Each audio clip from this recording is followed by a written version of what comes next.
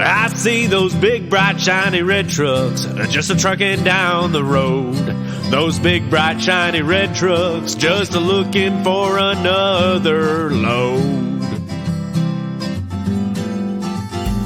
Well, it's a family tradition, any Rocky Mountain day. Our fathers before us showed us the way. We work for asphalt cowboys and concrete kings, but that's never been a problem, cause we got diesel in our veins. We've got diesel in our veins. I see those big. What's up, JFW family? Welcome back to the Channel 23 podcast. The purpose of this podcast is to reach out and touch the fleet, to engage and inform everyone with all things JFW. Good morning, Brother Jim and Super Dave. Morning, Jam. Morning, everybody. Top of the day, team. Brother Dave is out of town today, so we're going to do it without him. We didn't have a special guest, but we got a lot to talk about. I think it's going to end up being a good podcast. I hope so. It's one of our few threesomes. Whoa. They're all good podcasts. Bacon. Come on. Bacon. Maybe you may write that time down. Take that out, Jam. Nah, we'll let it roll. You know what'll make it better is saying the pledge. Absolutely. I pledge allegiance to the flag of the United States of America and to the republic for which it stands, one nation, under God, indivisible, with liberty and justice for all. All right. We did have another prayer request for this week, and Veronica Ariola asked us to pray for Manny. He's going through some things, so we'll add that in. Father God, we thank you for the opportunity to go out and do some trucking today. We pray for the safety of our fleet, all of their families, and all the other families and individuals we come across on the road today. We pray for patience and in making a good, safe decisions. We pray to be accident-free and that we all make it back to the comfort of our homes this evening. We pray for healing and 100% recovery for all of our family members that are ill. We pray for Manny V. We just pray for strength and healing. And, man, he's going through a lot. I just pray that God heals his medical issues and that he has, good, strong people around him. He just lost a family member, so definitely pray that he's got a lot of support and he doesn't feel alone. We pray to help find Ambyr's mom, and no matter what, we trust you, God. It's in Jesus' name we pray. Amen. Amen. Got you in our prayers, Manny. Yeah. Yep. Disclaimer, anything you hear on today's podcast is not the opinion of JFW's. It's just Jim, Super Dave's, and my opinion. Sounds boring. In my opinion, isn't very important either. I don't know. I've been told you're very opinionated. So, Isn't everyone? this is not going to be a boring podcast, so just forget about that. And I got some good numbers here to go over. So episode 85, it wasn't a record breaker, but 617 downloads, right? The week before was Paco's. We'll get to that in a minute. But we took a little bit of a dive, and I feel like the numbers have been steady on the rise again. So that's good. We're at 38.7 thousand total downloads, and we have 202 followers. That's up, right? Yeah, I don't know if you remember last week, we were at 198. I said, I want to be at 200. So Awesome. we met that plus 2. Man, we are big time here, worldwide. But the big news, as far as numbers goes, is Paco's episode has 864 downloads, which bumped Al Fry's episode out of first place. Paco is now the first place. What the cool thing is, too, is he did it in 2 weeks. Wow. Al's been up for a few months. Yeah, that's awesome. Good job, awesome. Paco. So at 900 maybe in a few weeks? I mean, a couple more listens? It was going up really strong. Like you could look at a graph and it kind of peters out a little bit. So. Yeah. But, I mean, I think this could be one that does go over 900. As a matter of fact, if you haven't listened to Paco's episode, we're at 85 now. No, we're at 86 now, right? So 84, episode 84, go back and listen to that one. Mm-hmm. Yeah, absolutely. It was a good episode. Yep. Do you guys know what the ocean said to the beach? It's a sunny day. I don't know, Jam. Help me find the lost submersible. Oh, wow. There's an opinion. It didn't say anything. It just waved. Oh, man. Oh, man. Okay, so where do you learn to make ice cream? Oh, man. On YouTube. I don't know. Sunday school? Oh, Oh, that's a right good one. on. Looks like you got a few more. I do have a couple in here. What do you want me to do? Here, well, I'll do. I like this one. How do you fix a broken vegetable? Man. With tomato paste. Come on, you guys. That's good. Thinks of these things. Thank God they're out there. Wow. Yeah, thank God they're out there. I'd have some terrible jokes. Yeah. Well, I'm sitting here with a couple of guys that work out, and they go to the gym all the time. So I joined a gym 6 months ago, and still no progress. I'm going to go there in person tomorrow and see what's up. That's funny. I invite you quite a bit, Super Dave. You do. One day you're going to tell me yes. I'm going to not know what to do. Yeah. Don't All right. hold your breath. New employees, we got Fabian Benitez. Welcome, Fabian. Yeah, welcome aboard. Yep. Met him this morning. He seems like a bright young man. Super Dave. Yes, he is. Yep, he's a good dude. I think he's going to turn out to be a loyal, dedicated member of the team. Nice. He has worked his way up from porta potties to water trucks to Oh, you told me about this guy. yeah. Nice. Now he's big time. He's on the Super Bowl champion He team. is. Yeah, got his Class A or, Yeah. right, CDL or, I don't even know do you call it a Class A anymore? Yeah. Yeah. Is it still Class A? Oh, yeah. Not just a CDL? I mean, there's B and A, right? Yeah, that's Yeah, right. yeah, I guess a Class B A. is still the tandem. I think But- there's a C, too. Is there a Anybody C? that's willing to start on porta potty duty is a dedicated dude. Right? He's got focus. He's got goals. I bet there's some tricks to that job, not to get messy and tie them down and pick them up. And Wear a gas mask. Yeah, I bet you get some skills pretty quickly. So my grandfather down in Florida, he used to work at a marina, which I believe he later owned, if I got it correctly. I don't remember. But, they'd have a pump out station there. And, boats would come in and they'd throw him a line and tie him up. And then they'd be like, will you, pump us out? And he's like, nope, I don't take poop from anybody. You got to do that on your own. He was a character. Celebrations, anniversary. I love this one. Hugh Lee, 1 year yesterday. Happy anniversary, Yeah. Hugh.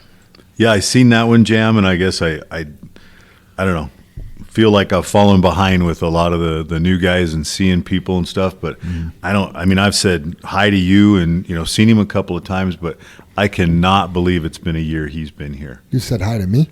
I did say hi to you, but but yeah, I'm just shocked how fast time goes by anymore. Yeah. He's Tufu's fishing buddy. Oh, yeah. Yeah. Yeah, he's got a good attitude, comes in, he's always smiling. I mean, he's here to work. He's not super buddy with me, but, he does stop and say hi. And Absolutely. Little small chit-chat here and there, but he's enjoyable for sure. Yeah, congratulations. Yeah, absolutely. Birthdays, we got Coleman O'Mara. His birthday is this Saturday. Happy birthday, Coleman. Happy birthday. How old do you think Coleman is? He's like 23. Not any, until Saturday. Right. I thought he was a little older than that. Yeah. But Yeah. When you look at Coleman, he's actually a pretty big boy. Like when I first met him, I didn't recognize that, and then I seen him again one time, and it's like he's a large human being. Yeah. I mean and that that beard he's got. I mean that in a good way, Coleman. I'm not. It's not a joke. But he does look older than 23. yeah, For sure. Yeah. Yep.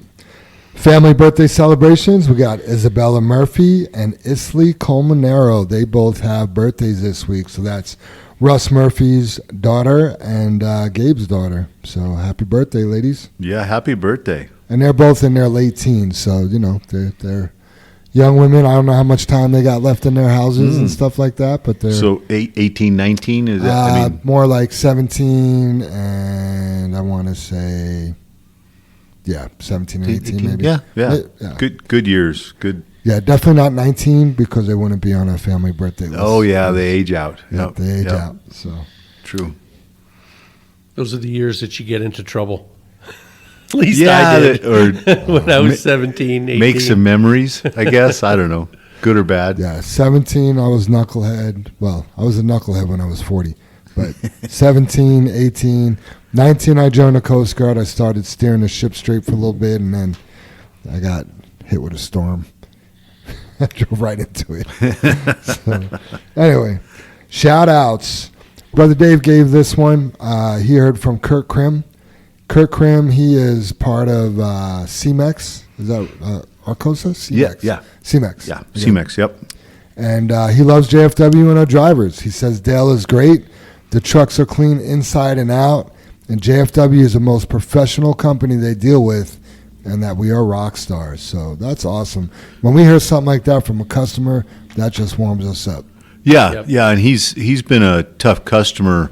They're very safety orientated, and I know JR's been up there several times. We had a couple meetings with Kurt and things like that. But they were totally against in-dumps even doing the job out of CMEX, and we convinced, we were like, that's all we have. We got to try it. This is what we do. And I think Dave threw that in, and not only does he love us, but we convinced him of the love. I guess, we've proven our point and that we're a good company. And that's something that, you should really feel good about is here's our bar and we can really do that. And we've done it. Right? Yeah. It's accomplishment.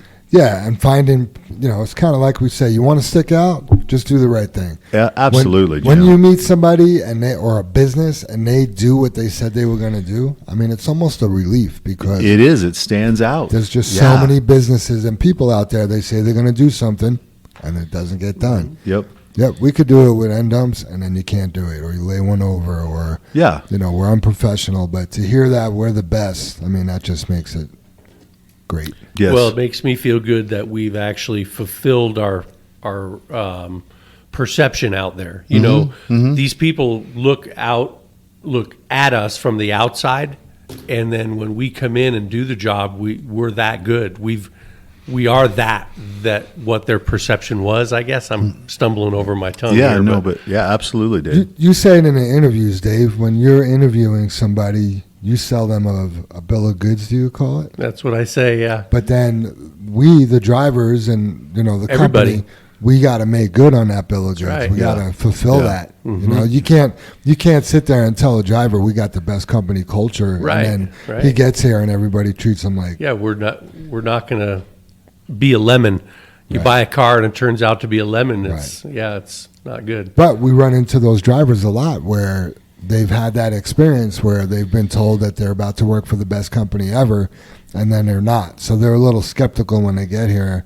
But then after a while, they're like, hey, this is true. Dan Pulciani is a perfect example. I mean, he's no longer here anymore because of medical reasons. And if you're listening, Dan, hello. But he was a guy, I told him, and he's like, you know what, Jam, if everything you're telling me is true, that'll be something else. And then 2 weeks later, I'm like, he's like, so far everything's true. A month later, so far everything's true. And then, man, he was a believer. He was a believer. Yeah. I was Jesse Rodabaugh, who he's fairly new. I think he's been here a couple months. I just gave him a truck assignment yesterday, but he was telling me, I've got a buddy of mine. You're interviewing him tomorrow, meaning today. And I said, okay. And he goes, yeah, he's a really good dude. He's worked with him at Midwest Motor Express for a number of years. And I was like, okay. And he goes, I just think he'd be a great fit. I said, well, does he have a good heart? And is he just a little bit quirky? Because that's what it takes to fit in here. And he looked at me like weird. And I'm like, no, I'm not kidding. Yeah. You got to have a good heart and be a little bit quirky. Yeah. Yeah, that I was, as you guys were describing it, and everybody's ordered stuff about from Amazon. We all joke about it and stuff, but we're no different. I mean, when we all order Amazon, we expect it all to show up, right? Everything we ordered. Yeah, like in an hour. Right. You better be here. Right, yeah. And, we talked about it last week. We'll talk about it more about cleaning out the trailers and stuff, but it's like ordering a pizza. Yep. I order a pepperoni pizza, but I get pieces of sausage on it. I don't want that either. Right. The simplicity of what we do is really simple, but it counts for so much. Yeah. We'll talk about it some more. I want to really beat on it here, but the cleaning out the trailers, we don't want to deliver rock and feed or rock and sand and rock. It needs to be cleaned out. And we've been concentrating on our accidents, and I think I wrote an email this morning to everybody that as we get busier, you will be, out an hour more or 2 hours more than what you have been lately. And, jumping up in that trailer or making sure it's clean, that's going to be that next step. And you're going to be tired and want to just come in. And you can't skip that step. You can't just throw a bunch of sausage on the pepperoni pizza and call it good. Just not going to work. Kind of have a funny story about that pizza, Jim. So there's this really good pizza place out at my daughter's, Sarah's neighborhood. And we only, when she has family get-togethers at her house, she gets these pizzas. And I'm like, well, Jackie and I have always loved it, right? So I forget, we were babysitting the boys one night, and we just ran them out there to drop them off. And so we were like, hey, let's pick up a pizza and take it home for dinner because we like that pizza so much. I can't remember the name of the pizza place, but anyway, we called, placed our order, cruised up into the drive-thru, grabbed our pizza, paid the bill, and drove home. We got home. We ordered I don't know, green pepper and sausage or something like that, and got home and opened the box up, and it was this vegetarian pizza that it was terrible. It was somebody else's, maybe the car behind us, I don't know, but we never looked at the box. We figured this is our box, let's go home with it. Right. And it was terrible. We threw it out. It was gross. That's funny. It had I don't know, it was just gross. I would compare a contaminated load more Check your to pizza. A cheeseburger. So I hate pickles. I don't want nothing to do with pickles. And when you go through a drive-thru, Wendy's, of course, and you order a Dave's Double with no pickles and there's pickles on it, that's a contaminated load to me. They've lost that load. They got to pay for it. I'm not taking it. I'm not accepting it. Come pick it up, the whole 9 years. Right. You're exactly right, Jim. Yeah, I mean, absolutely. Absolutely. Shout out to Jimmy V for helping TNT1 dump yesterday. TNT1 is now, I guess you would call an old school truck with a 10-speed.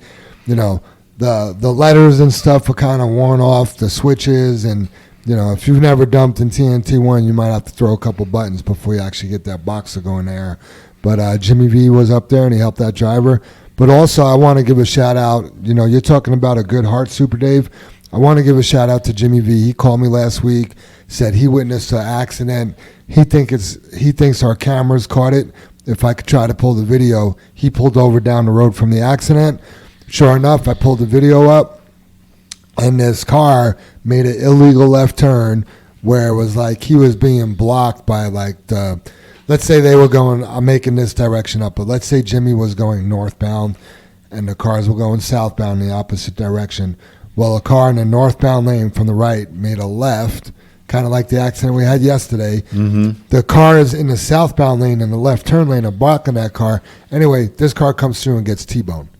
And Jimmy just felt like it was his duty to bring that video over and, make the person that's responsible for it be responsible. Exactly. So got the video, sent it to Jimmy. He went back up. The state trooper wasn't even really that cool with them, but he did give the video to the state trooper, and the person that caused the accident will be held accountable for that, And there was witnesses and stuff just like yesterday, but I'll tell you what, when you show up with a video of an accident, the police are just, it's such a no-brainer for them. They don't have to do any investigation. Right. So, yeah. Just have to go watch. Nice job, Jimmy. Yep, absolutely, Jimmy. I want to give a shout out to Dale for helping get a truck unstuck up at Arcosa yesterday. It was kind of a newer driver, got stuck. He didn't dig all the way down to the frame or anything like that, so that was nice. And I think Dale just helped him shovel out. I want to apologize to Bree, but then also give a shout out from Bree. She gave this to me last week, and I spaced it, but she says, thank you. If you don't know, Bree was out on medical leave for, I don't know, I want to say 6 weeks, it seemed like. Bree says, thank you for all the get well gift. Thank you all for the get well gift. It was so thoughtful and will definitely get put to use. Shout out to the coworkers who called to check in on me after my surgery. I received a call each week from a few. I'm so thankful to be part of the JFW team and surrounded by equal amazing coworkers. That's a good shout out. Yeah. That's good stuff right there. Absolutely. Then she goes on. Also, I want to give kudos to 0053 for his smooth driving through Boulder and 0049 and 0031 for the excellent driving on 270. So, good stuff. Yeah, really good stuff. Yeah. She must have been in her car and then seen some JFW trucks. Yeah. My daughters call me all the time, Dad, I saw a JFW truck, and I just ask them, are they behaving themselves? Are they doing a good job? And they always say, yes, they are. Yeah, the good thing is I think I would more cringe over somebody saying that to me in the past, Dave, and I feel pretty confident now. Most of the time, it's a compliment. Mm-hmm. The rarity is a complaint about the trucks. So if you want to call it winning, I think we're slowly winning. That culture is just shining through slowly. Here's what I notice about when people say the difference between a complaint and somebody seeing our trucks. If somebody just saw one of our trucks doing a good job, they say, hey, I seen you guys out there the other day. Mm-hmm. If there's a complaint, they just start right in with the complaint. Yeah, that's for sure. Rich Trujillo, he's got a shout out. He said, shout out to all the brothers who do the right thing day in and day out, especially the slip seat drivers who take care of other drivers' trucks. So, and we'll get to that. That has to do with what Jim brought up earlier. But good point. I mean, I had a long conversation with Rich just a little while ago. He was talking about the cab cleanliness as well. Mm-hmm. You know, some of the trucks are just disgusting.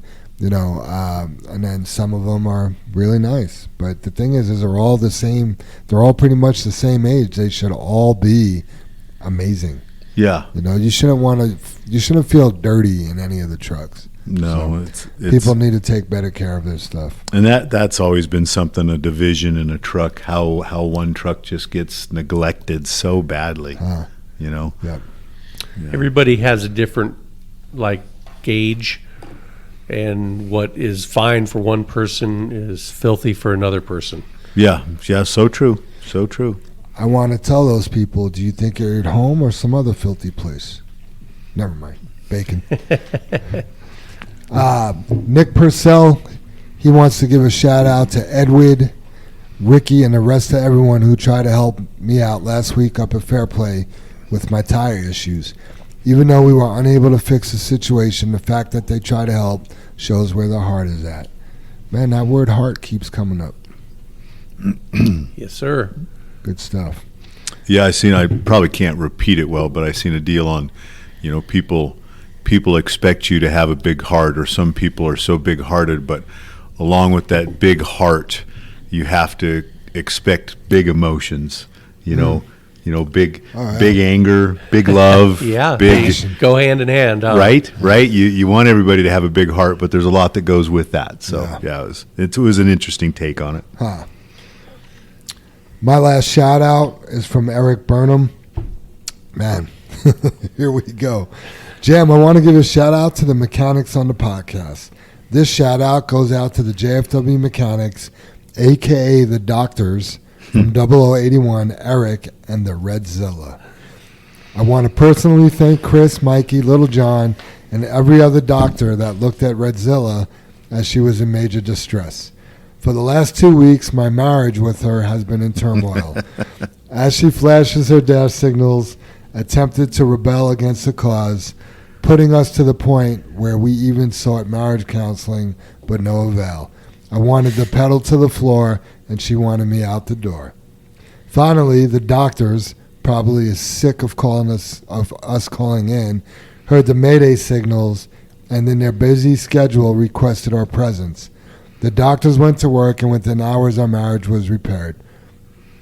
I knew as soon as I got in her veins were ice cold once again. I will leave it on this note as the Redzilla and me conquer our crafts through rain, snow, sleet, or shine. As she flies down the highway with her oversized banner, flags out, and some sexy huge piece of machinery on the back. We thank the doctors of JFW for keeping our veins ice cold with diesel and our samsara score low. Much appreciation to the doctors from Eric and the Redzilla 0081. Well done. That was really good. That was really good. That's a tough one to read. But Yeah, you read it well. Yeah, way to go, Eric. Yeah, Nice job, Yeah, man. good job. Yeah, that's awesome. Put a That's little- a different take, put a right? little thought into that one. Yeah, Yeah. absolutely. You guys got any shout-outs? Yeah, just right quick. It seems like a long time, Jam, but I wanted to give you a shout out. I know we've been all busy and stuff, and I didn't get the outline last night, and busy day yesterday with the accent, and you were right up to the office this morning and handing me my copy, so I appreciate it. Appreciate No all you problem. do to put this together, because it's not on our minds. We have everything else going on, and then podcast day. What are we doing? Comes right? out of nowhere, doesn't it? Right, exactly. It's it's amazing how Wednesday fast amazing how fast Wednesday comes along. Yeah, no doubt. I mean, I appreciate that, Jim. I mean, it used to be, man, it's just, I don't know. It's changed a little bit, but it used to be like, we get done with the podcast, I'm already starting to work on next week's later this afternoon. Yeah. But it's not really like that anymore because this afternoon has a lot of things that it brings in itself.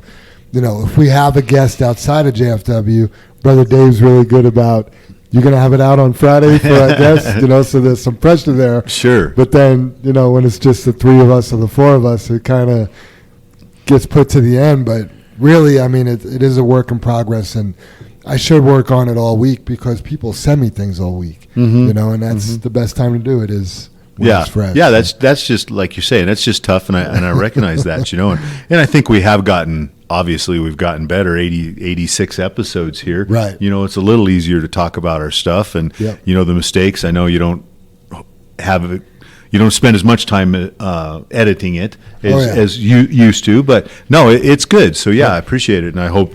I know we joked about this one not being as good or funny, but it's still got all the same information in it that we need to get out there. I'm laughing. Yeah, it's good. So Absolutely. yeah, and my next one, I wanted to give one out to Big John, and I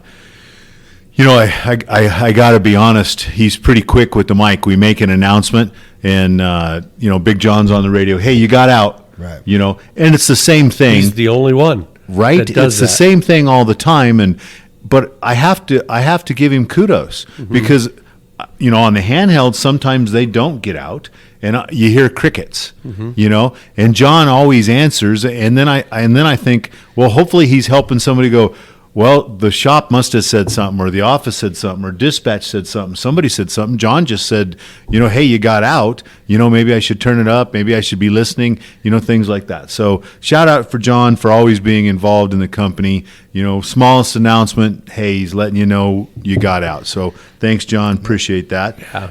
And then So nice to know too, Jim, because I personally have said something pretty darn important Yeah. about a wreck or speed trap or something, and you don't hear anything, and you Yeah. have to get back on yourself and say, hey, did I get out? Yeah. And I know John's got a couple more guys doing that. I think I heard Stingray and somebody else this morning, and that's good. But John's pretty good about having that radio on and copying what's going on. So it's a good piece of feedback. Absolutely. So Yeah, it's not a good feeling having to wonder if you got out or not. yeah, it's just like whether you're reaching anybody. And then I just wanted to mark, I know we mentioned it, but first day of summer today. Today. Right? Longest day of the year? Felt It like- is. Yep. Felt Sure like is. yesterday was the first day of summer. It was hot. It was, wasn't it? Wasn't it? Kind of cleared off in the morning. It was cool and then got hot. Oh, wait, it was Tuesday, was Monday the 90-degree day? Monday was the first night. Yeah, Yeah, that's what I was thinking. Yeah, but yesterday Monday. got warm in the afternoon. It still made it to 88 yesterday. Yeah, really close. Yeah, Yeah. But isn't it weird that the summer, from today onward, tomorrow, Friday, the days are going to start getting shorter. Right again, Dave. Doesn't it seem too early for that to happen it does. already? It does, because of the rain, I think. I guess. We haven't had our summer summer peaks, I don't know, in July sometime, maybe the end of July, I don't know. But nowadays, school goes back to being in session way too early. Yeah. When I was a kid, I never went back to school until after Labor Day. Mm-hmm. And nowadays, shoot, they're in school the beginning of August. Yeah, that does feel weird because, you ever like think back to a time, like you might smell something that brings you back, or, there's something physically going on around you that brings you back in time. And one thing about the summers that I remember about JFW is when we circle up in the morning, we'd be out in front of the garage early. It would be light out. It would be warm. We would be in T-shirts. I mean, some of you guys are out there in T-shirts. Me and Super Dave aren't. But I don't feel like we've experienced that this year. I mean, we're circling up, but it's like it's not that bright, shiny morning. No, no. We're behind on that with the rain, I guess. Yeah, we really, really are. Yeah, absolutely. It's kind of a bummer, but it is true, and I just hate to hear it, but they say, well, with all the rain we've had, everything's really grown, the grass is long, and now we have fire danger for the fall. And it's like, well, come on, man. We've Really? We're not even just got all this water, and you're talking fire danger, but I do get it. I do, You yeah. know? No, you're right. You're right. I do get it, yep. There's just no winning. Yeah. Yeah. So.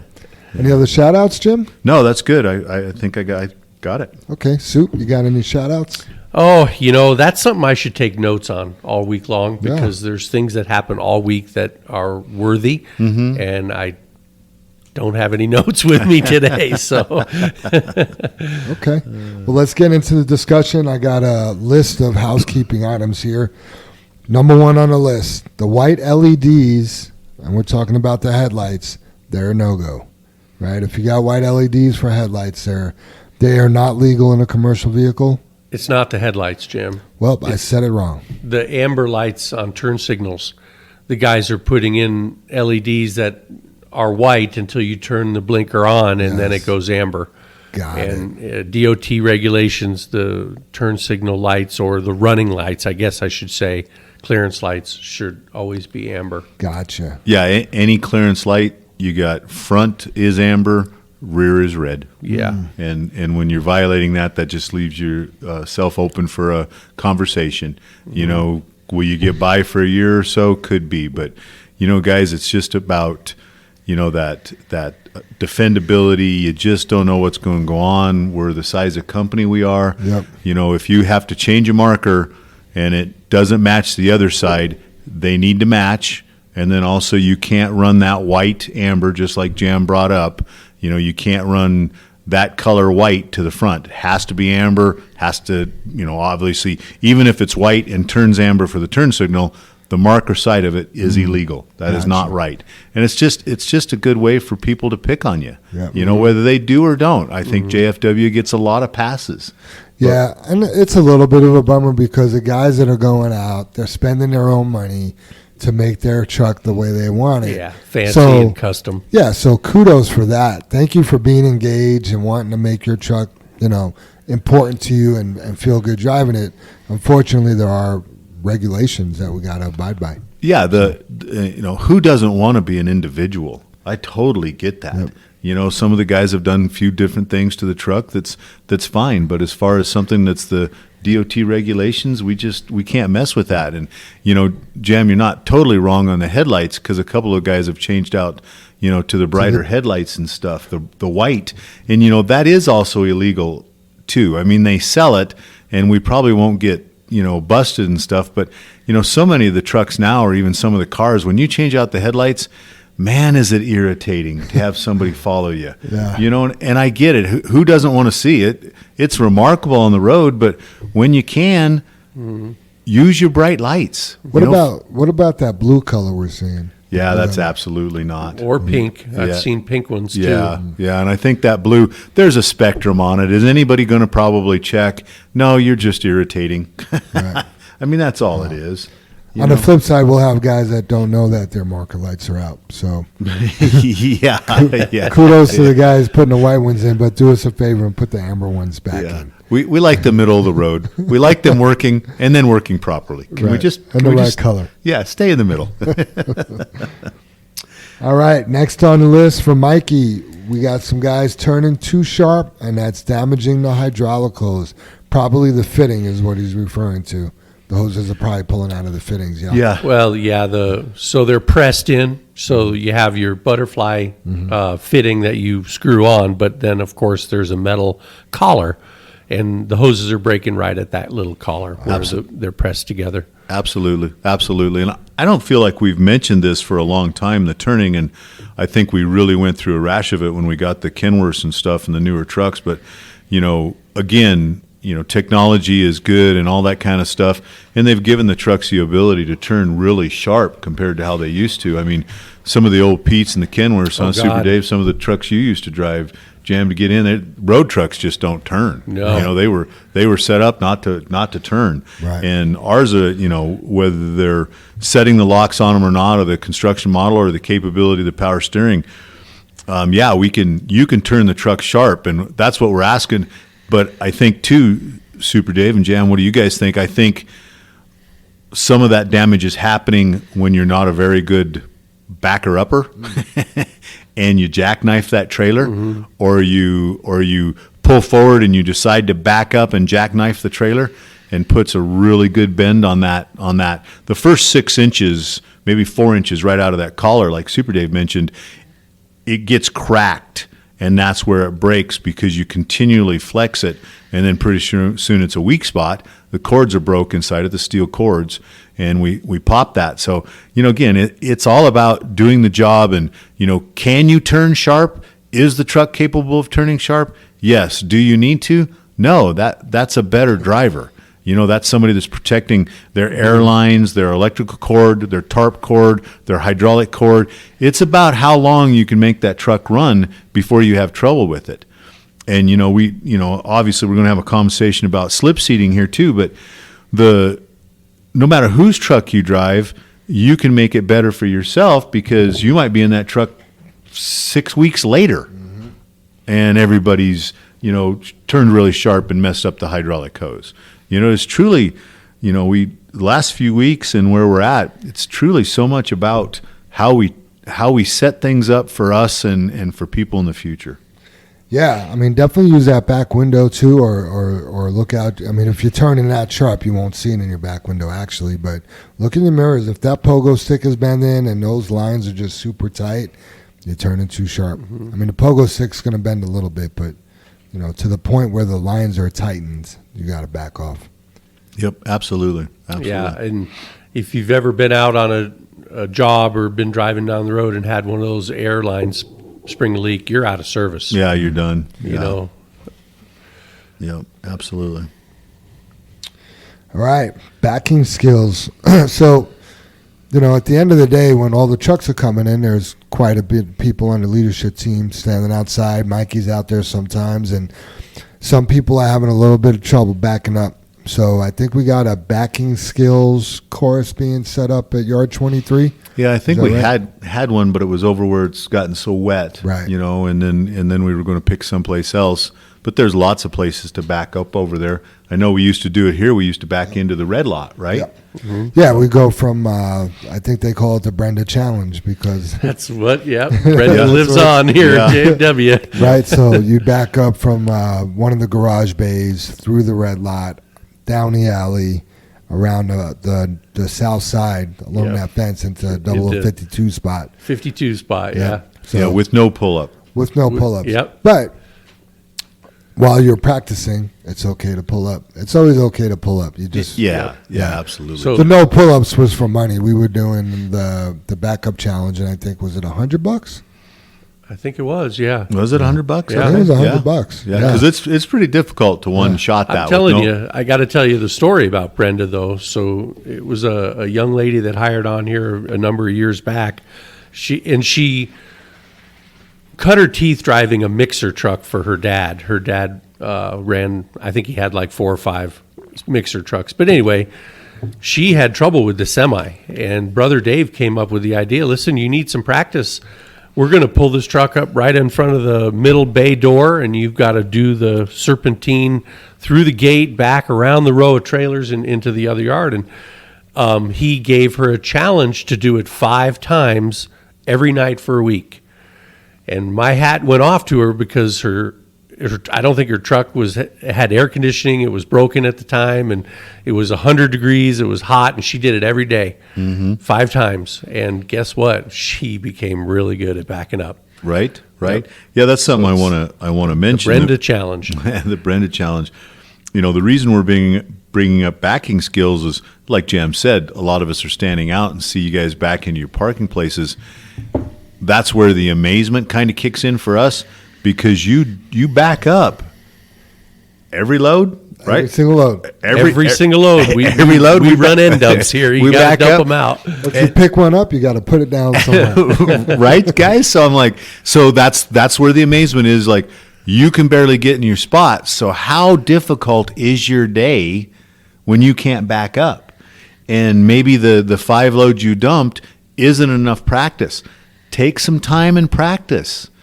Pick a spot, drive by 23, ask Super Dave or Jam or Scooby or JR, what's the Brenda challenge? Let me do it, and practice a little bit. I know we watched one of the guys the other day back in, and Mike was standing there with us, Mikey, and he's like, oh my gosh, you guys got to say something to that guy. He's terrible. And Mike's worried about damage, because that's all Mike seems to fix anymore, and what we're doing is damage. That's his concern.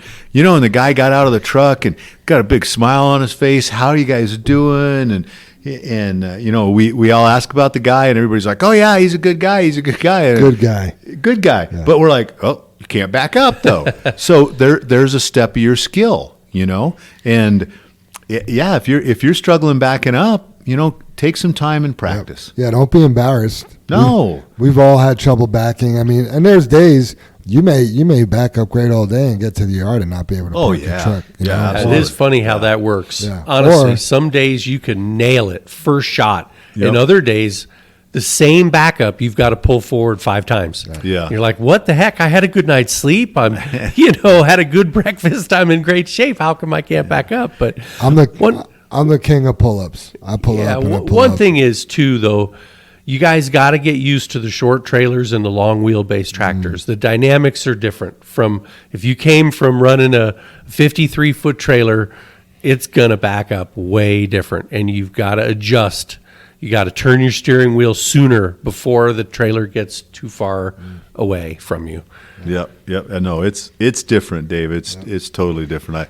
My first truck was longer than my trailer. I had a 24-foot Hobbs end dump, and the truck I had. So here's where we got some of that feedback on that one. When I was a driver, my first truck didn't have power steering either. Oh man! And you learned to back up fast, or your day was hell. Oh man, it was hell. Instead of getting 5 loads, you got 3. Yeah, exactly, Dave. And you had to be so fast at correcting, to get under the 24-footer and get in a spot. And I got pretty good at it. And I can't remember what we went and did, but I ended up pulling a van trailer. And I don't even think 53s were out then. It was probably like 48. a 48. And I was like, it was absolutely impossible to back up. I could not back that trailer up. Just a whole different. It was slow moving. It wasn't fast. It was nothing. And I'm like, what the hell? I thought I was pretty good. Yep. I ain't shit. Yeah. Yep. If Brother Dave was here, he would be quoting Mike Borch right now. Just remember, pull-ups are free. Backing accidents are expensive. Exactly. Yes, sir. Exactly. Yeah, that's what we're talking about here. Making your day easier on you and no accidents. So, yeah, absolutely. Next, we got, and this was from JR. At the end of the day, you want to call in before you sweep out. Okay, we see this time and time again. You'll be over it. Let's say plan 12. It is, I don't know, 3:10. Probably be a good time. 3:05. I can waste 15 minutes, 20 minutes. Let me get swept out, and then I'll be good to go, right? And then you call in at 3:20, which you may not have time to make it back lost up 20 to Fry. minutes, You let's lost say, 20 Jim. minutes, right? Yep. And then you call in, swept out, cleaned out at plant 12. I mean, the obvious answer is going to be bring it in, Right. So that is time management, you know. But if you're a guy that really wants that extra load, think about it. Why would you want to sweep out rock to go get more rock? You've been hauling, and if you're a hardwire, you know, and you do the swept out, cleaned out, and you've been hardwired all week, and you know you're going back up to Fry, like, that's just not good business for us or for you or your paycheck. Yeah, and that, you know, that's back what I know we're going to talk about, and, you know, maybe this is a good segment into it. But Yeah. even a hardwire jam, you might call in sick, or, you know, Yep. maybe we have to grab that truck for something else. So just because you're hardwired, don't think you don't have to clean out, right? You know, I'm going to haul sand. I haul sand every day. There's always that possibility. Be prepared to go do You're right. something else, or Yeah. somebody else do something else. Yep. You know, and the, you know, the time management thing. It's so funny. You know, I don't know if we, you know, talk about it or not, but obviously we're percentage based. You know, we set a lot of things up to be done that you're, you know, incentivized and things like that, and it works on your percentage. And, you know, we've talked about being hourly so many times, and a lot of jobs you can get are great hourly. Everybody sees what you're doing, you know, what's going on. You can be accountable. You can be held accountable. If a lot of us were hourly, you know, the accountability would just go out the door, because look how long somebody could spend sweeping out. And what's funny about the sweeping out and spending the 20 minutes, and I get it. I'm just as guilty over the years. I'm tired. I want to go in. It's been a long day, whatever. But that 20 minutes is out of your pocket sweeping out, not out of ours. And we all know it doesn't take 20 minutes. Right. You know? Yeah, you could sweep out. You could sweep Fry rock out of your trailer in 2 minutes. Absolutely. You know, and that's getting the rock out of the Z tracking and everything. Yeah. And we've given ladders. I mean, I'm pretty sure there's ladders almost on every trailer. Yep. It's safe to go in and out. You know, you still 2 points of contact, but it's not like it used to be, you guys. The liners are amazing. You know, the liners are all fairly new. We can fix holes in the liners. You know, we're the next level as far as for just needing to clean out. Yep. There's two type of people that work here. One, the guy at 305, he's going to sweep out as quick as possible so he could go get that next load. And then there's another type of person, guy or girl, I shouldn't say guy, right? But that person's going to take their sweet time to make sure they can't go get that last load, right? And we know the difference. We recognize it. But the guy or girl that's finishing their day trying to get that last load, that's probably the person we're going to call on, you know, when we need something. Yeah. You know, we're not going to call on the person that doesn't want to work. So. Yeah. But and we've all done it. You guys have all, you know, if you're hustling for the day and doing that. I mean, I've hauled loads, got another load, and I'm still in like 10 minutes behind the guy that I seen sweeping out or sitting up at Fry's. And I'm like, I don't know how much more money I just made, and I'm 10 minutes behind you. Well, you made another load, which is about $13,000 a year. That's how much more that money way you you make. look. I forgot about that. You're right, You know Jam. what I Yeah, mean? absolutely, for the year. Yep. So you've done the math. Yeah. Maybe even more. With I used to say 10 to 13, but with the new percentage that we're at, I mean, it's probably $13,000 to $15,000. So Sure. you know, if you're a $60,000 a year driver and you want to make $75,000, go get an extra load. If you're already making 75 and you want to make 90, go get an extra load every day. That'll do it. Yeah, and what I'm talking about is sometimes that extra load that you're saying is an extra load is 30 or 45 minutes is all, Right. because you're already out there and Right. you've just done it right the whole day. Yep. You know, it's not a 2-hour round. No. So The thing is, we have bad weather. We have winter, and we're coming off one of the wettest springs that I can remember. well, history, And- Dave. You've heard the figures. You know, the plants have been full.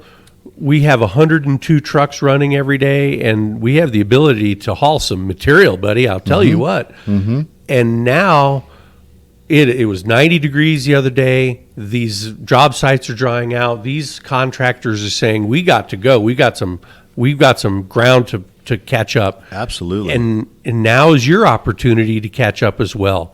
So maximize your potential and get an early load. get that evening load, even if you can just call it a preload, but it's still, if it's in the box, that's money. Yeah. And you've got to do that to maximize potential, to take care of customers, to make that paycheck what your expectations are. Because listen, in the middle of January, we don't have the opportunity to do that.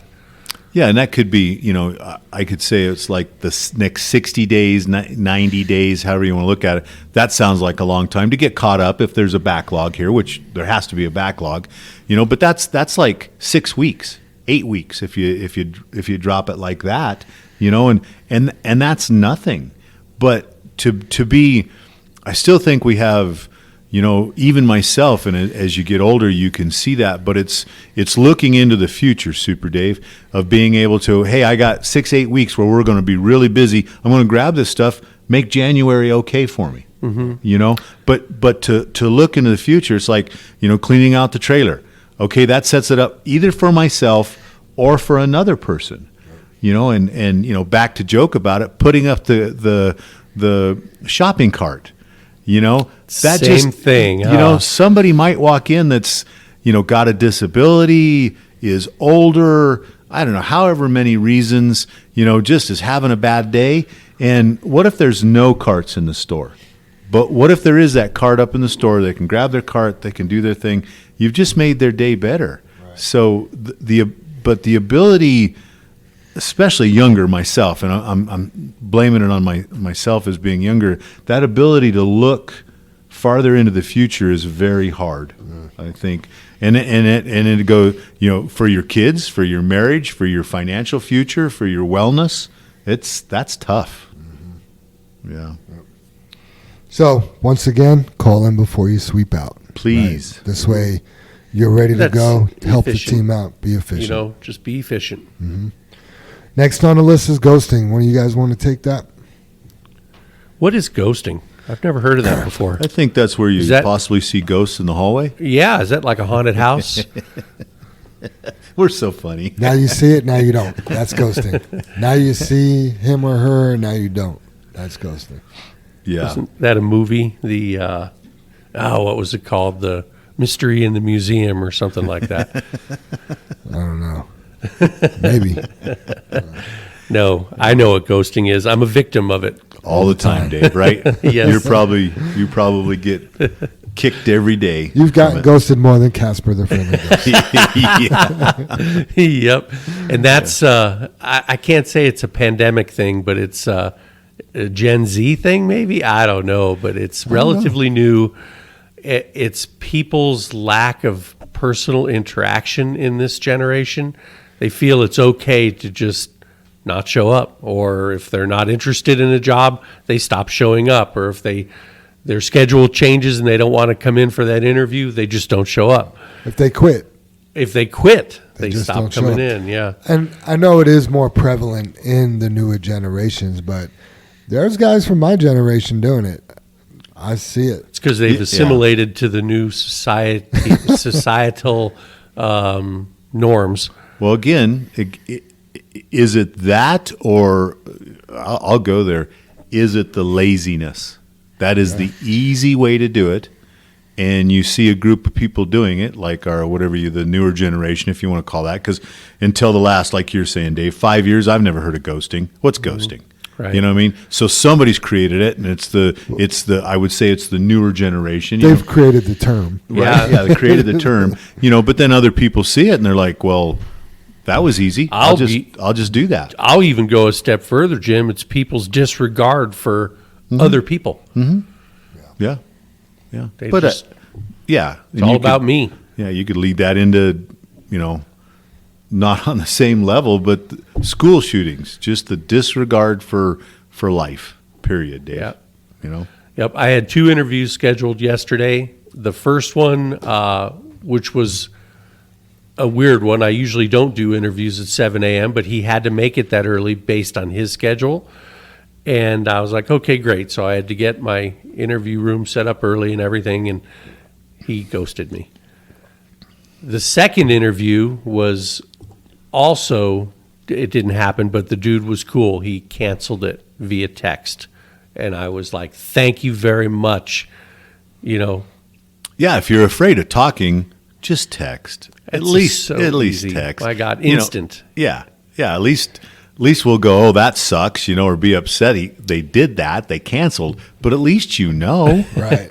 Yeah, not me, Jim. I'm like, thank you so much for letting me know. Now I can get on with my day. I can make plans and fill that time with constructive things, Yeah, and funny, you've been ghosted so much you think a text is okay.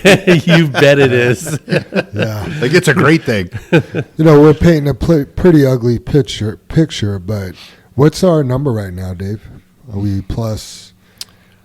Counting Joe leaving and best of luck to Joe moving back east to take care of his parents and that. And then Armando and one other. I think we're down to 13, plus 13. Okay. But we were plus 17, right, Dave? I mean, that was like one 16. of our highest, 16, one of our highest on numbers. Monday. Yeah. So here it is Wednesday and quite a change. But it's good. We're still in the plus. We still have people, filling the slip seat positions, which are absolutely essential. We've talked about that here over before. And over. Yeah. And I'm still getting a lot of interest. We are to the point, you guys, where our trucks are so beautiful, so clean. I think we project, and I was mentioning that a little bit ago, that outside perception is so excellent. People are contacting us based on that. And I don't know if we've had that in years past. Sure. They're looking us up because we stand out in a great, great way. And I'm so proud of that. I'm so proud of that, Amen. you guys. Yeah, I have to throw out there, though, Dave, and I think we still got to talk about it, or maybe we don't, but that outside perception, but, Jam, you brought it up. What about, like Rich said, well, what's our inside perception when the truck's a pigsty and it looks so nice on the outside and it's a pigsty on the inside? We should be matching what we look like on the inside as what we look like on the outside. Gotta And I think- live up to the reputation. For the most part, I think everything matches up. Yeah. You know what I mean? Oh, yeah. But Yeah. There's Jam, just, yeah. there's trucks that, guys that have came and left, the same people that will ghost, those are the people that won't take care of their truck the right way. Yeah.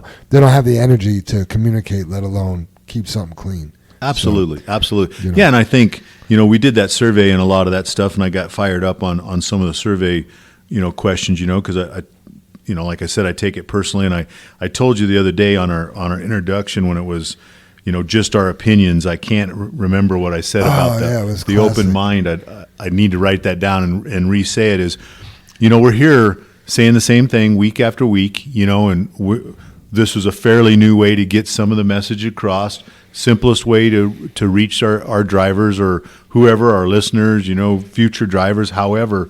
But we're not doing it. I think one of the feedback was, you're harping on the same thing, and our great guys, our superstars, or our great drivers. Not like you said, Jim. I shouldn't say guys, but guys and gals. Is we have a lot of great people. I got a compliment yesterday on Linda. And, she was just amazing. And I'm like, I said to the person that gave me the compliment on Linda, I'm like, yeah, I don't know what we'd do without her. She's really has a position here with us. And the woman looked at me joking with me and go, do a hell of a lot more work, wouldn't you? And I'm like, yeah, you're right. So, yeah, it's amazing. But I guess we're harping because, we only hit the fence post one time, right, guys? But we need to eliminate the one time. That's our goal. We're not trying to bust anybody's chops. Right. We're trying to get you to think about it. It's funny, too. I don't know if we can eliminate it, but you always got to try, and you always got to believe that you can. Yeah. Give your very best. Yeah. Yep. Swinging back to the ghosting, one of the reasons we want to bring that up is somebody was saying ghosting is now catching up to people. Should I tell that story, Jam, or Yeah. is it arable? Yeah, just don't use names. Oh, I won't. Yeah. Bob. No. Bob Martin? Jam. Not Bob Martin. Not Bob Martin. How about Bill? How about we don't have any Bills that work here. Let's use the name Bill. No, I don't need to use any names. Interesting story, though. So I make it a point to contact every applicant that applies to a job. Whether I don't necessarily call them back because I do have so many, and one phone call could turn into a 30-minute call, but I will email that driver saying thank you very much, but we are full right now, or send them a job description that tells them a little bit more about the hours, percentage. And again, it's to save time, so they can either say, oh, not going to fit for me, or say, wow, that sounds really, really good. So anyway, I was trying to contact a driver back to set up an interview, and this driver actually had an interview set up, and then he canceled it and then wanted to reschedule. So it was a long ongoing thing. I had talked with that individual, I want to say 4 times maybe, had 2 different interviews scheduled and then canceled. And then I tried calling him to reschedule again, and I probably shouldn't have even gone this far. But his phone went right to voicemail, didn't even ring 2 times. Excuse me. So I said to Oswaldo, I was like, Oswaldo, what happens when somebody blocks your number? And he goes, well, I don't even think it rings. It doesn't even go through. And I'm like, I think this guy's got me blocked. And what a great idea. He says, well, call him from the landline.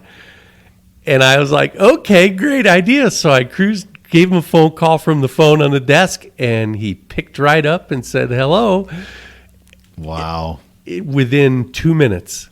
And I was like, holy cow. And so I called him out. I said, this is Dave at JFW, and went through the spiel. And so then he just discounted, saying, hey, the schedule is too much. I can't be a slave to work, is what he said. And I was like, okay, fine.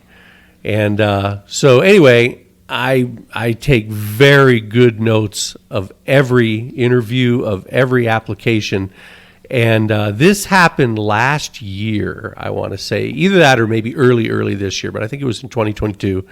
And now he's contacting me right and left, wanting a job, saying my schedule's changed, and I can, I really want to be part of the JFW family. And I went back and looked at my notes on the computer, and I actually said in capital letters, never consider this person again.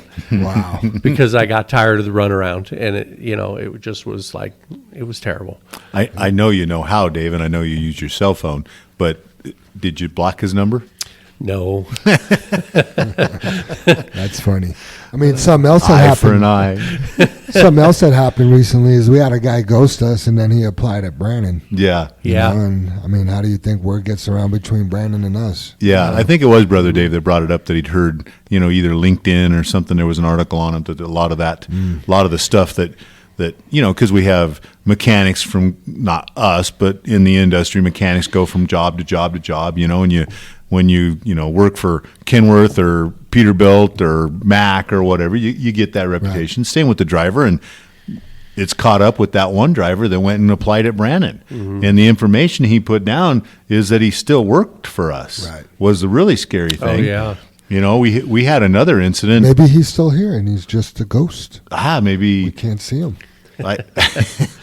I said I don't know everybody. Maybe I've been missing every morning, right? Missing him every morning. We had something else happen. A few months ago or something. I want to be careful that I don't like you guys said, don't use the names and stuff. But anyway, I think it was with another company that had a question about a driver, and we kind of said, well, we were never contacted. Because he did work for us, and I think it ended up being kind of a bad guy, bad driving record, something like that, just to keep it vague. And the other company was like, well, what's going on? And went back, and then he'd never put us down that he ever worked for us. And so when you have to start doing that to get a job, right, that's when it'll catch up. So I guess maybe a lesson out of all this that ghosting works for a while, but it's not how you can continue to run your life. Burning the bridge. Yeah. I had that. We probably said that before, but every time somebody says that, Super Dave, about burning a bridge, because I was raised, you don't burn a bridge. You just try not to. And a friend of ours burnt some bridges a while ago really hard. I mean, he burned them. all the way through. Not with us. Just Do I know him? You do, Dave. Well, by name. Yeah. But and we're like, man, how can you do that? And he said, my dad raised me a little bit different on that fact.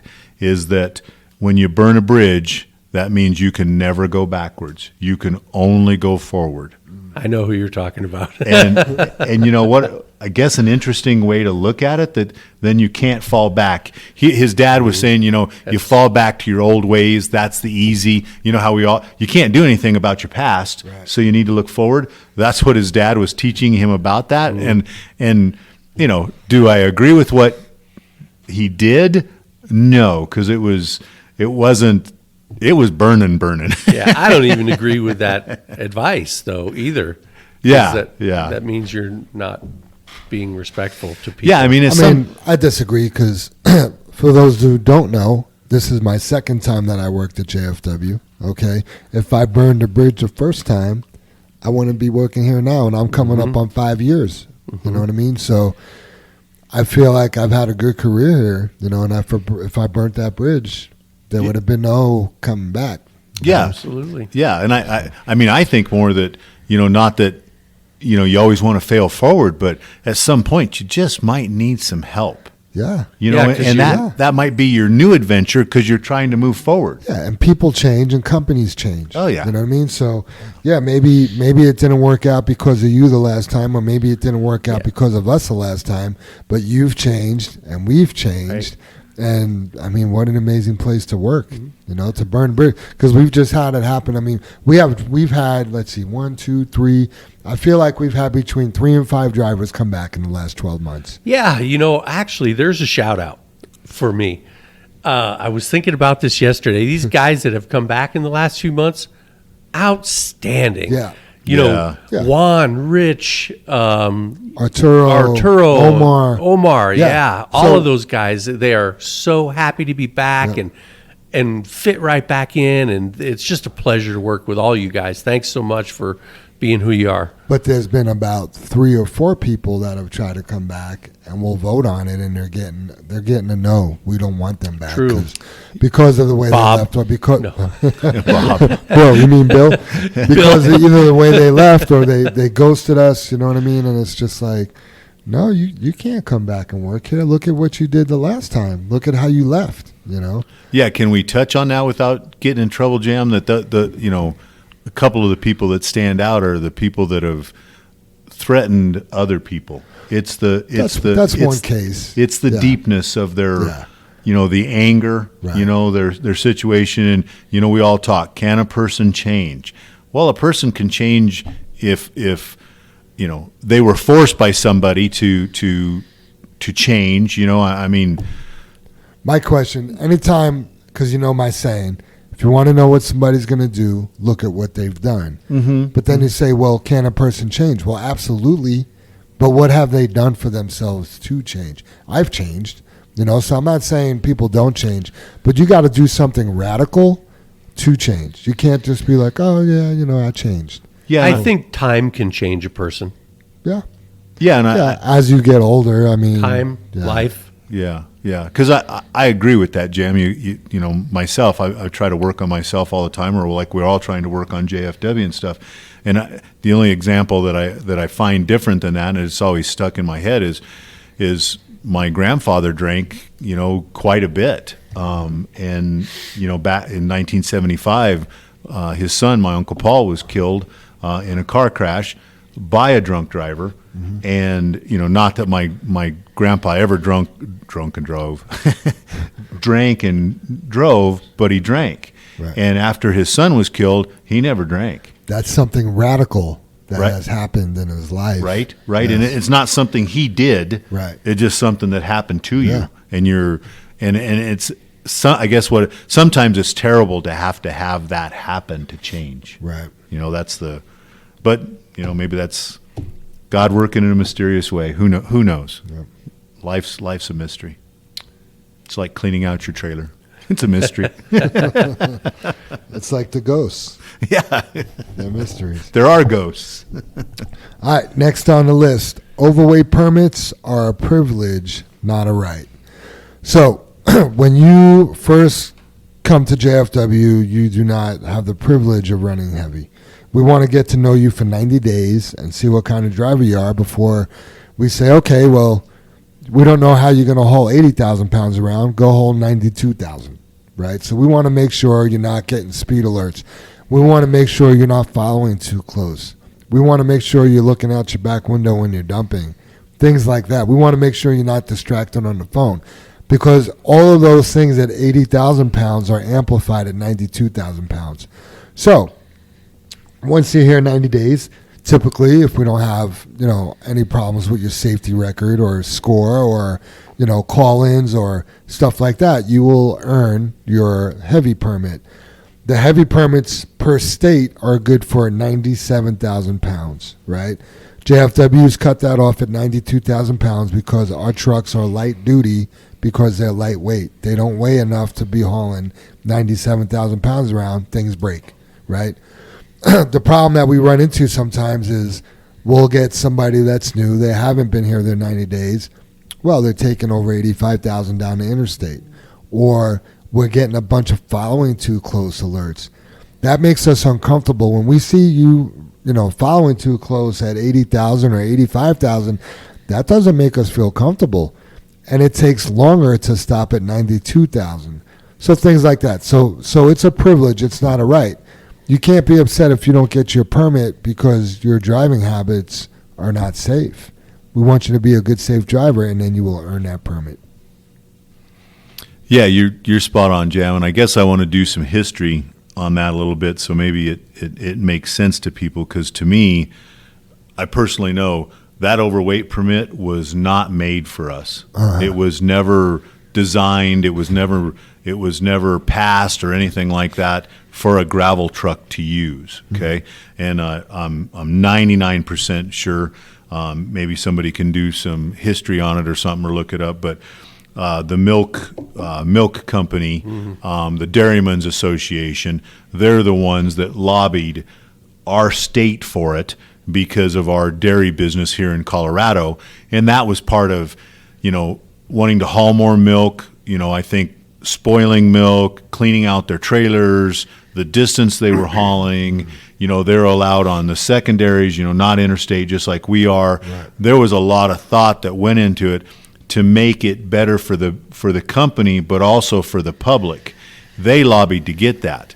This is something that we all learned as a trick to go, oh, we can use that. They can't deny us doing it because we have the same amount of axles. We can do the same thing. And here we are using it, when their trucks, if you look at them, always have a third axle on the tractor, a third axle possibly on the trailer. They can go up to 110,000. They have the links. If you as far as I know, unless you really find one, a dairy guy, I hardly ever see them going over like 60 miles an hour. They're governed or whatever. That's their policy. So none of this was ever made for the in-dump industry or a local trucking. It's just something we learned to use. And, me personally, do we use it to compete with our competition and try to bring some extra quality to our customers. Do I like it? No. I think it's really stupid. I think the trucks aren't made for it. The roads aren't made for it. The drivers, have a tough time with it, all that kind of stuff. So there's more of a background in it. Like you said, it's a privilege, not you just get it. Not like, hey, let's just go do it. If you've worked any place else and hauled over the road, there's no such a thing. Nope. So it is truly a privilege and should be treated that way. It's a good title. I like it. But yeah, the background of it is it wasn't made for us. Right. And that came from JR. He wanted to bring that up because he's the one. JR is the distributor of the heavy permits. And we just got all ours, right? We just renewed in June. So he has all the new ones. Dustin helped me, go and get them and print them out and stuff. And they're also expensive. So the chance of losing them, and not being awarded, because we buy a fleet permit to cover the whole fleet, and then we have to have the individual permit that goes in every truck. We probably wrap, I don't know, I think the one permit's $2,500, $22,000, and then you add all the trucks in there. We probably got $4,000 in the whole thing, when we get done with that. Right. And to lose that and not get our money's worth out of it, and the danger it brings. I guess the accident yesterday, was not our fault. The person that got hit, thank God they're okay. But the move they pulled was a bonehead move. But you're not. Here's the word. I thought earlier we could get through the whole podcast without saying it, but that person had no situational awareness, and cut our truck off as such. And we did everything we could. The driver did a good job, and I don't know what weight he was at, but I'm thinking, like you said, Jim, 92,000, 97,000. It's not going to stop. How much harder would we have hit that car? Yeah, in actuality, he was headed to plant 12. So he should have been right around 80,000. Perfect, Dave. Right. But, and he went, and I'm sure the video doesn't show it because we all know they react slow. But I think coming up there when I glanced, it's hard to see on my phone, but 62 miles an hour. I think when the impact happened or right at the light, 32. You're spot on, Jim. With the delay, because there is a delay. He was approaching the light. It's exactly how you said. Yeah, he was probably maybe 15 Jam, 20 miles an hour. He had to be below the 32. No, I think point impact he was about 32. But still, he dropped 30 miles an hour in what distance? You know what? Right. Trying to avoid it. And we've all talked. Jam's going to try to do a highlight reel because I think you guys. You hear about it, but visualizing it, it's the same thing. A picture's worth 1,000 words. It is. It was one of those deals where the driver was like, "What's this guy doing? Oh my God, I can't believe this!" And like you see it, and it's happened to all of us too. Yeah. And you're amazed, like, "Holy crap, I can't believe it! What's this guy doing here?" Yeah, because which was totally against it. And I know Brother Dave said he told the driver he did a good job. The driver could have stayed straight and missed the car. But you don't know that. No. You just don't know that. And you're handling, I don't know, I'd love the seconds that decision was made. And I suppose we could look at the video, but it's just, it's crazy, and I want to talk about it a little bit later. But yeah, Jan, the whole bit, Super Dave, the overweight and all that kind of stuff, guys. Yeah. JR also threw this out, which is pretty cool. On Samsara, we don't have anybody in the red right now. So the Samsara scores are rolling 30 days. So in the last 30 days rolling, everybody is, I think red is below 80. So everyone's above 80. Congratulations. Isn't it? Is that a first? If I'm mistaken about it being an 80, but everybody's in at least a yellow. So yeah, that's fantastic. Yep. And when you hear just like in school, you get I was happy with an 80. A B. I was always happy with a B. And there's only 12 people in the yellow. Everybody else is in the green. Wow. So that's even a better, really, if you percentage that out. Shout out to the drivers for fixing their scores, but shout out to the safety director. Shout out to JR for running the program. Shout out to Kendrick, Scooby, and Casey for actually, coaching the guys up and getting them to do better. I mean, it's a lot of work, and these guys are diligent and vigilant doing it. So. Absolutely. Making us better. Absolutely. Team effort.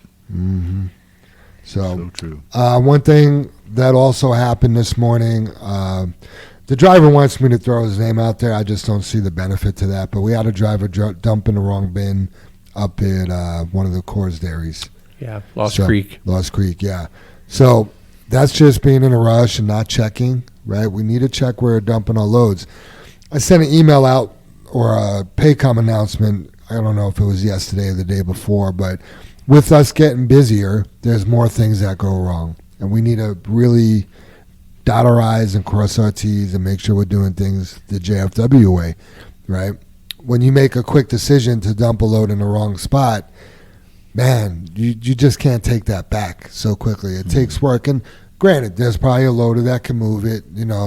It's grain. It's not like you dumped, rock in a sand bin at a plant, but it's not a good look for us. We're better than that. The driver, he did find somebody at the dairy and told him. He did apologize, saying he did this on his own. This isn't the JFW way. Don't hold it against JFW. It was like his, bonehead move, we'll call it. So kudos for fessing up your mess up and owning what you did. But we just got to slow down. We got to slow down upstairs in our minds, like I get it. We've all been drivers. We get in that go mode and it's like, it's almost like a good stress to get the day done and move that material and get it off, and you get into a groove. And good driver, good attitude, but we just got to be a little bit better than that. Yeah, not carrying forth that I don't know, the quality of the customer. I was just going to chime in about the customer. Everybody's focused on the money or the loads.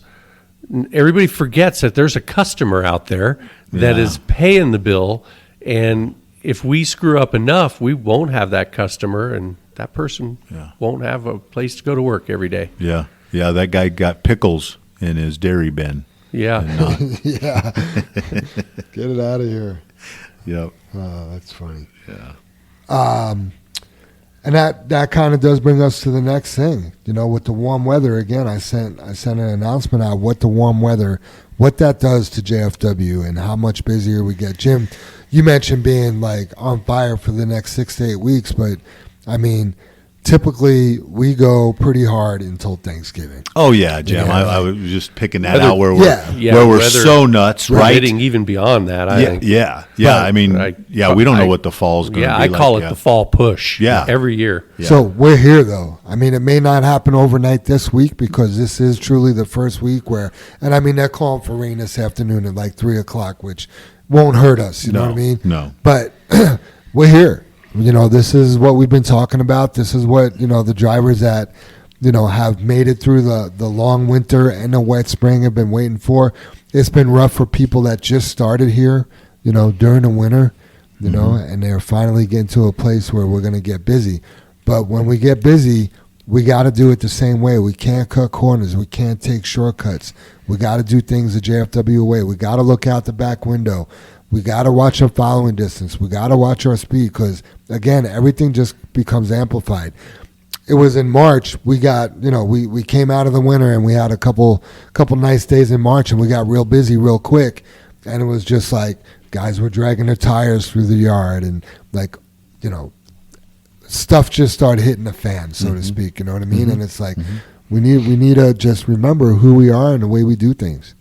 Yeah, and that goes, just trying to kind of think here, Jim, that goes for our other listeners that might be driving for other trucking companies, and it could be anywhere in the country. But, Rick Gray always likes to bring up about the motorcycles out on the road, and then you have vacationers added to it that we probably have in the state. I know we got a lot of ski traffic, but a lot of those are Coloradoans that are used to being here, and you'll have out of town folks, you'll have campers, you'll have fifth wheels, you'll have motorcycles, you'll have all that kind of stuff. And with all the rain, a lot of those vacations and time got canceled, and maybe people are trying to make up for it. So all that'll be out on the road, and no matter where you're at or where you're driving, it's summer, and people are going to be out on the road. And I think we just, we have to think of all that and think of people's futures and our futures. So when you hear us, harping on something, or, the safety directors are, on you about something, there's a reason for it. It's because we've seen what happens when we don't do these things. Jim and Dave has asked us to make more announcements on the radio, more announcements on Paycom, not because we want to micromanage people, but because we need to remind we as a company need to hear these things every day. We can't let our guard down. We can't become complacent. Yeah, when we talked about that in the steering committee, Jim, and we all talked about that, right, about more announcements and, trying to make a difference. But we also discussed another company that has had some accidents and stuff just recently, and they were talking that, that's kind of goes in secular cycles. And we don't, as a company, we don't believe that, and either does a steering committee, because we have a better communication system than other companies. But we've created that, and we have boots on the ground out in the mornings, in the afternoons. We have the podcast, we have dispatch, we have other drivers, we have all that trying to make a difference, and I think it makes us better. So yeah, we need to keep that. Like you said, it's not harping. Sounds like it, may be like it, but maybe we just bring that one. It's like watching some of these videos that hopefully we can send out. It's just eye-opening. Yeah. I know you love the football analogies, but imagine you got a football team and you're a winning team and you run a play, right? But then that doesn't mean you quit calling that play. You're going to run that play again. And how do the players know what play to run? You tell them again. Yeah, you're going to hear it over and over again. Yeah, and in practice, you run that play over and over again. Yeah, yeah, absolutely. No matter what it is, And just a quick touch on the warm weather and getting busy and stuff too. Guys might need to back off the trucks a little bit. When we get our 90s and 100 degree or close to 100 degree days, in Colorado, especially running fair play in the mountains, there's not just as much air. We deal with a different kind of atmosphere than, somebody running over the road when we're running, I don't know, down south or whatever it might be back east. Is the altitude air, they don't run as good. And, you may have to shift down a gear, slow up a little bit. It'll be better for you and it'll be better for the truck in the long run. And, even, Jam, you just mentioned the sports stuff. When it's hot out, what do? You drink more water as a person, or you get in the shade, or you wear less clothes, or what, all that kind of stuff. Same thing for that truck. You're asking that truck to perform when it's hot now. So make sure it's, not just pushed to its limits. Mm-hmm. Old school, you'd take the trucks and we'd turn fuel to them so we could, put some scraper smoke out and all that kind of stuff. We all had to watch our pyros and all that kind of stuff because at a certain point the truck got too hot and you had to grab a gear and slow down a little bit. And that'd make a 300 to 500 degree temperature difference in the turbo. That's right. So dropping that other gear, what does that do, Jim, right? So you increase your RPM. How come that cools it off? More water flow, right?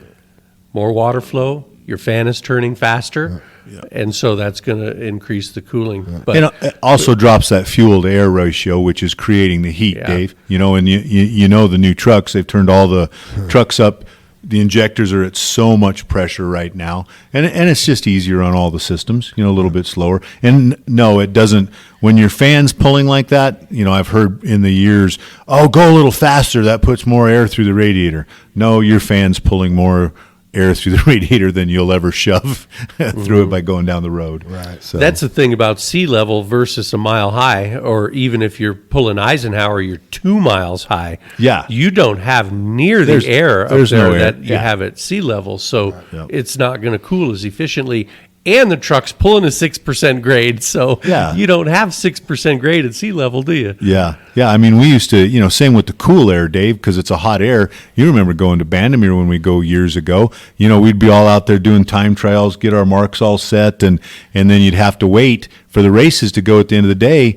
We might have ran at 2, 3 o'clock in the hot of the day. You get to the evening, 6, 7 o'clock, it's cool air, and the trucks run twice as fast, and you break out. Mm-hmm. So it's a big deal. Yeah, that cool air, what a difference, man! How your truck would run on that cool 35-degree morning versus that 80-degree afternoon. Right. Absolutely. Oh, what a difference! Yeah.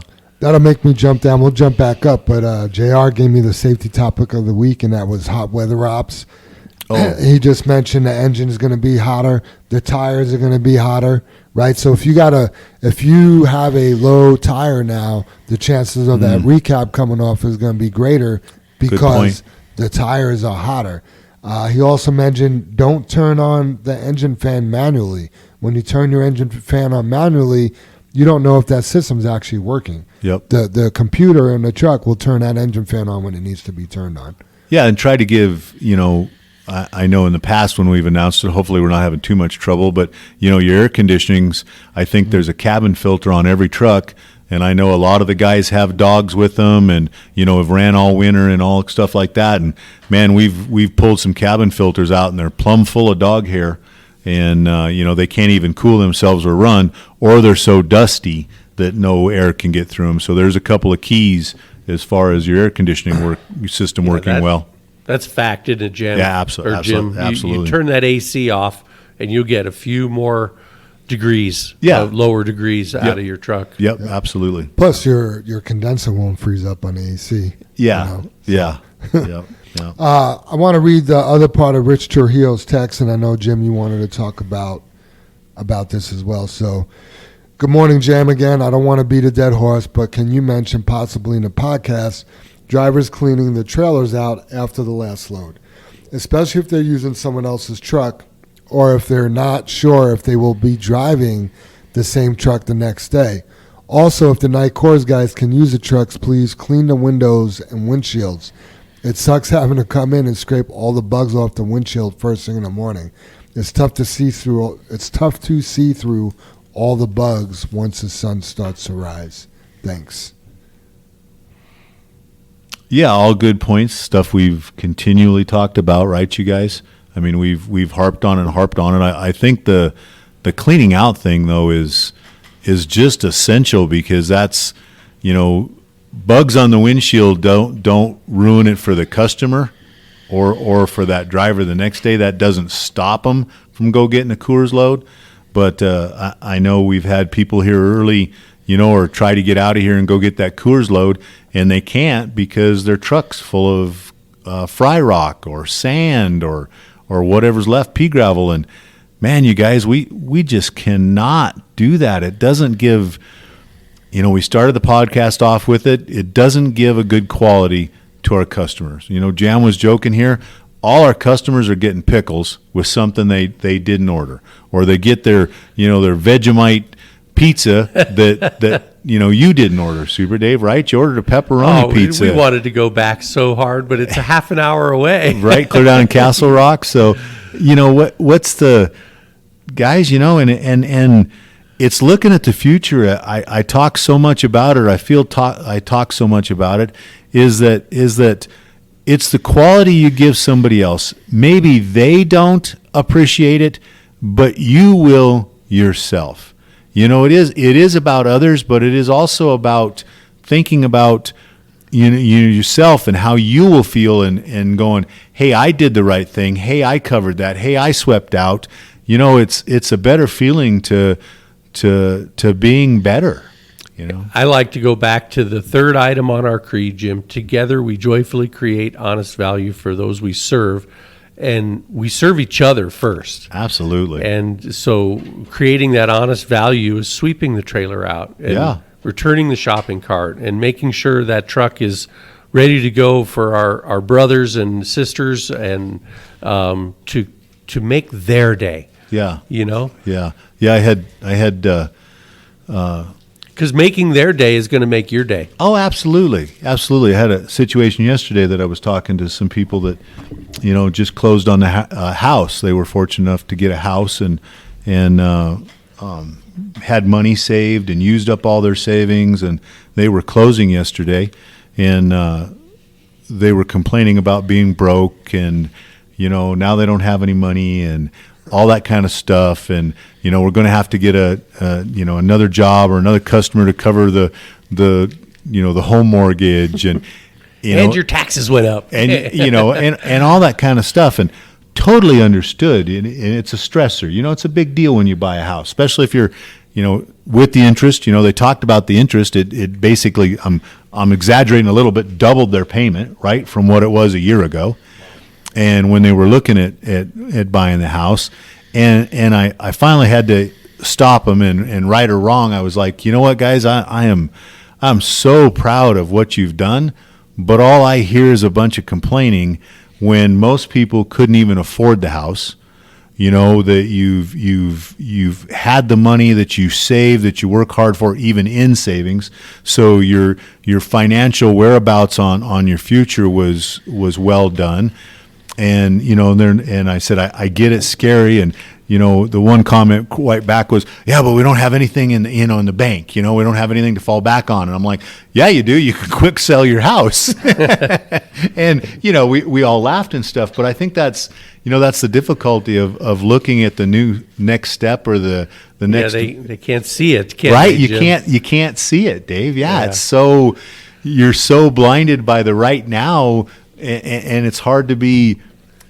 Look at yourself as being fortunate on what's happened. Yeah. But it's scary. I mean, I get it. I mean, I'm on my, we deal with shit around here all the time. Buying that house is kind of nothing, but not to belittle that. Everybody loves to be liquid, but when you say you don't have anything, I mean, you have your house and the things you can do as a homeowner you may not be liquid in the bank, but you still every have. payment you make to your mortgage is like putting money in the bank. Yeah, You're not making that rent payment to somebody else. You're making your mortgage payment. Absolutely. And I know I know they sent me a little picture of, at the closing place, and the closing place, they were kind of cute, had a big sign. It's closing time.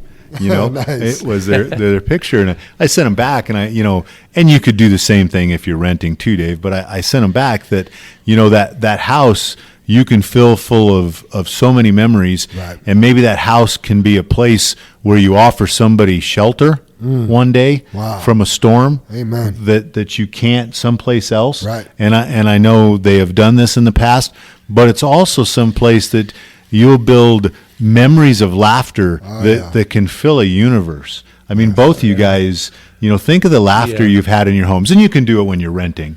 Yeah. But I mean, I just think of that place of shelter. Yeah. That home is part of you. Yeah. It's so it's important, but it's hard to sometimes see the sunshine. And it does take a while to make it your own. The dust will settle. Yeah. Yeah. But yeah. Yeah, I it mean, happens. Shout out to my wife, Ace, because we bought the house, but she's made it a home. Mm-hmm. You know what I mean? The way she's just turned it into. I mean, you make it a home by the memories, but what she's done with the place is amazing. Just every day it feels more like a home, and I mean, it's just it becomes part of you. It's like that's your safe haven. That's where you go, where. Yeah, home that simple word of home doesn't do enough to describe it, right? Yeah. I mean, just home. Yeah, and it's like, I think we brought it up that last podcast, Jam. I should write that one down or be able to pull that up. But, the relationship in your marriage, that it's not 50-50. And if it is 50-50, maybe that part of building that home has been Ace's 50% for a while, and you working as your 50%. But it's it goes back and forth, and maybe she'll only have 10, and you need to come up with the 90. But that was a great quote. I ran across it again; it popped up, and I was like, I've seen it again too. So true. And that's the same thing here. Maybe you're making light of the cleaning out the trailer is. I guess I wouldn't want to do it, but maybe you get in at night and I'm exhausted, and you're not driving that truck and you didn't clean it out. Let that other driver know. If somebody's going to be I was about to say, when there's a problem before you get to work, or if you got a text message, hey man, I'm really sorry, I was not able to clean your truck out last night. I don't know why that would happen, but. What it happened? That's a step we make. I do know why it would happen. I did a test drive, and I forget the truck number, and I know whose truck it was. But when I was doing the test drive, the guy found a flat tire, and I was like, "Oh, good job!" And then I looked it up, and I was like, "Okay, this is a one-off thing." But that driver's dad had a stroke earlier that day, and he came in hot. Right. And he took off. So he's not sending a text message to somebody. No. I'm talking about that's excusable. Yeah, absolutely. But if I came in the morning knowing that I needed to sweep my trailer out because it wasn't done by the guy the night before, I would be happy. Mm-hmm. Like, okay, well, thanks for telling me. Don't do that again. But yeah, I mean, for Rich, and I mean, you could ask who's driving your truck the next day, or who might be in it, or for Rich's example, if somebody knew Rich was going to be in it, and Rich planned to get out of here, or maybe he was scheduled for Coors, I think it was. But you text him and go, Rich, man, I knew I was going to haul rock tomorrow, and I know you're in my truck. I didn't sweep out.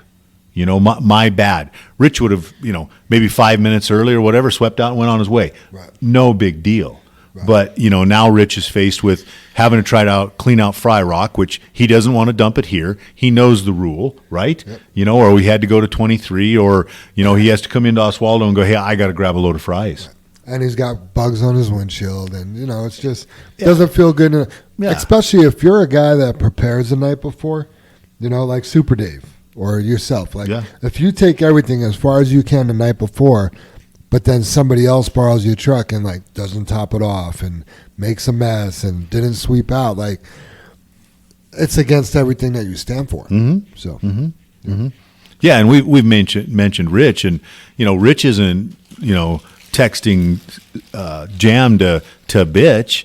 He's it's like what we're doing on the podcast. He's just trying to make people better. He wants JFW to be better. Absolutely. Yeah, that was very clear in his text. It was like, hey, he even said we're better than this. Like, everybody needs to understand that we're better than this, and we need to keep these trucks clean. And he brought up Jim and Dave spent a lot of money on these trucks, and we need to treat them better. And it wasn't being selfish at all. Nope, absolutely. I did mention fueling and topping off the night before. This is super important. Whether you fuel at night or you fuel in the morning, when you leave the gate in the morning, you need to be topped off all the way. The reason you need to be topped off all the way, we know that if you're topped off all the way, you can run 600 miles minimum, right, on a tank of fuel. When we get a call, hey, I think I might run out of diesel. Do you think I could make it? It's like, well, how many miles have you ran, and were you topped off this morning? Well, I ran X amount of miles, but it wasn't topped off this morning. I thought I was good. Yeah, and let me explain. Topped off isn't 3 inches below the fill neck. Topped off means it's topped off. Mm-hmm. Mm-hmm. Yeah, absolutely. And we, something we've done, we've used to have big old tanks. You could run 2 days, maybe you could run 3 days, all that kind of stuff. And, back to trying to be better business and stuff is we've went to basically the minimum, of a long day. A 600-mile day is a long day. It's also pretty much on the illegal side. It's a good 13-and-a-half-hour day. Yeah, right. Yeah. Super Dave. And, that's at, averaging 65 or whatever it breaks down to, 60 miles an hour. Yeah. But why carry that extra weight of another 50 gallons that just takes away from your tare weight or your day every day when you don't need it? We have fuel here. We have great big tanks. Right.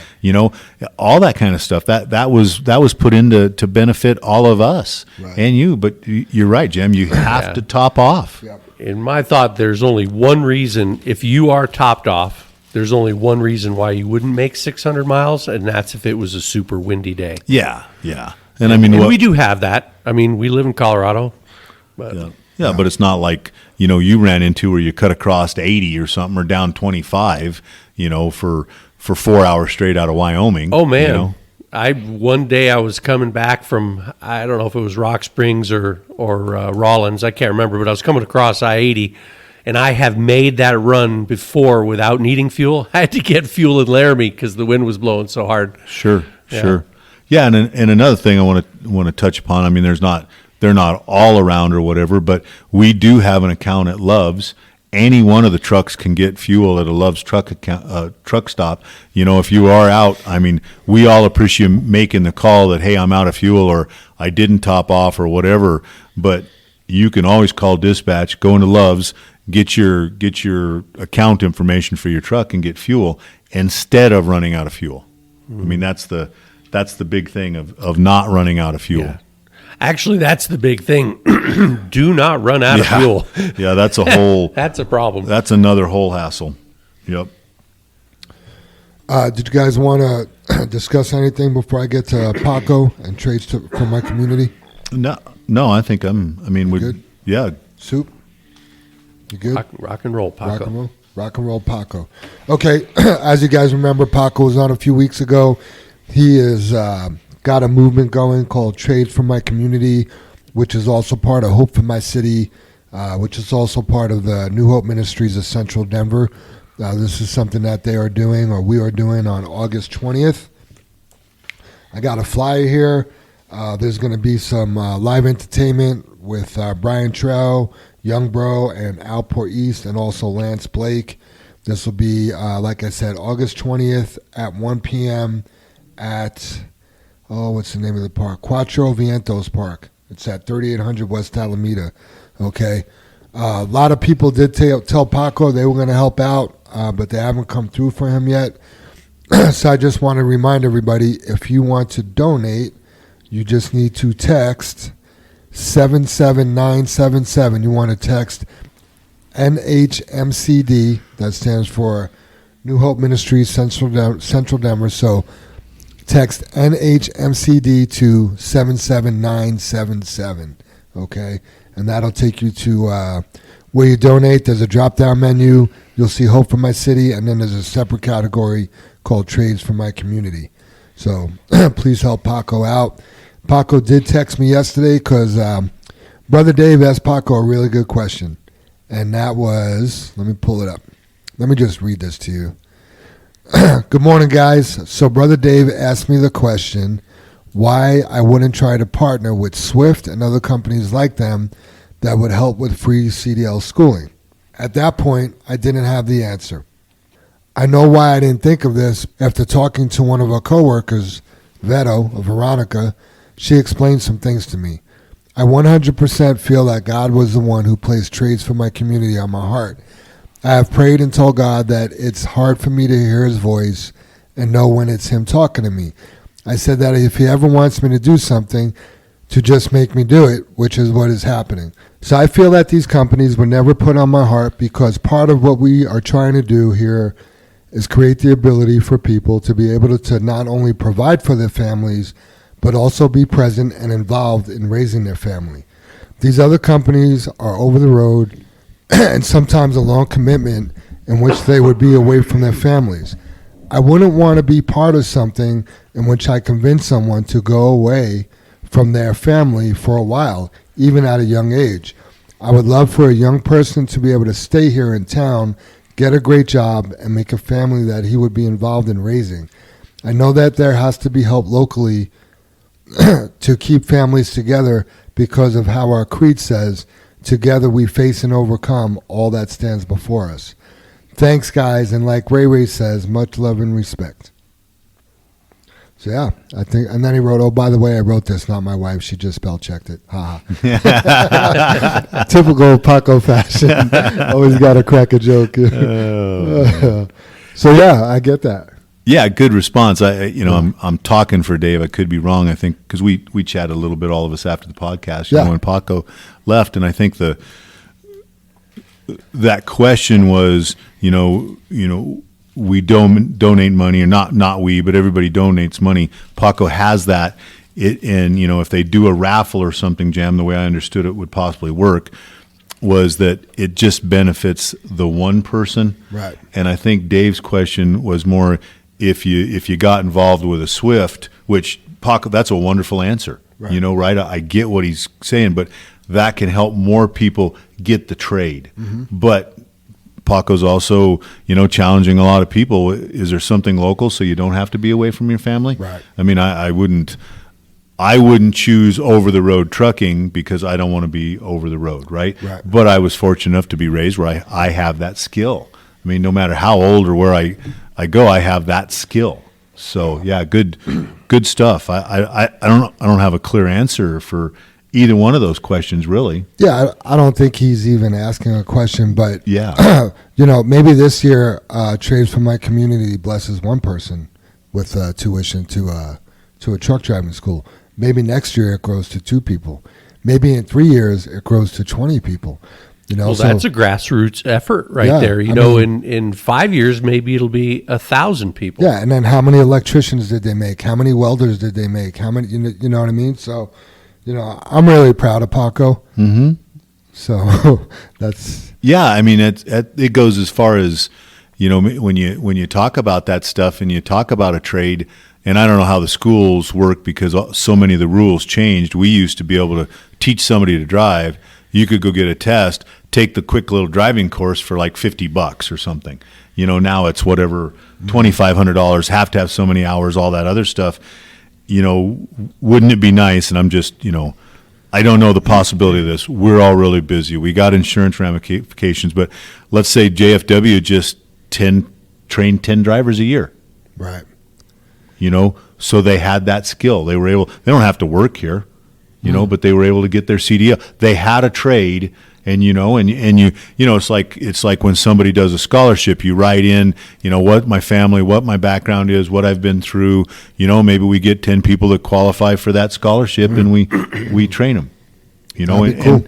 And I don't know how all that works. I'm just spitballing here that right. Maybe that's how you make a difference in your community. Because I know what Paco described to me, and I was I don't know if it more fortunate. I was on a different life path. I had my folks that taught me to drive, right? Paco's had to make his way all the way, him and Ray. Right. So that's, and if there's other people out there, maybe there's a different way to help.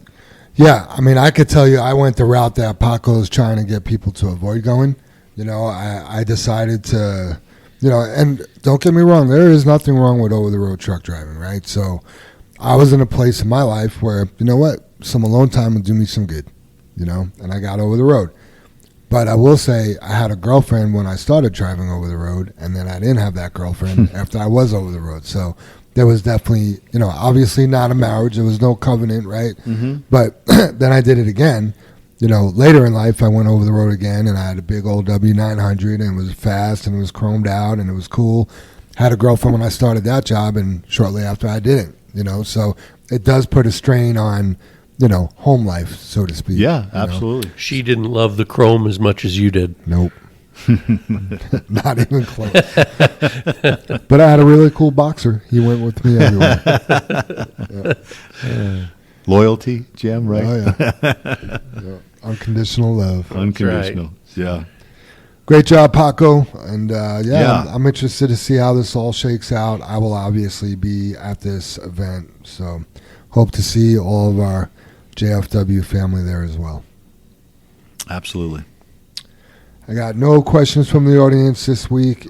We already went over the safety topics. Ray didn't supply any tips and tricks. I didn't hear from Chris Beam. Man. Steve Big Country did not send me anything either. So we are up to the high road home. Yeah, he didn't even give me a dad joke this week. You guys make the podcast easy for us, and now we got to come up with the content on our own.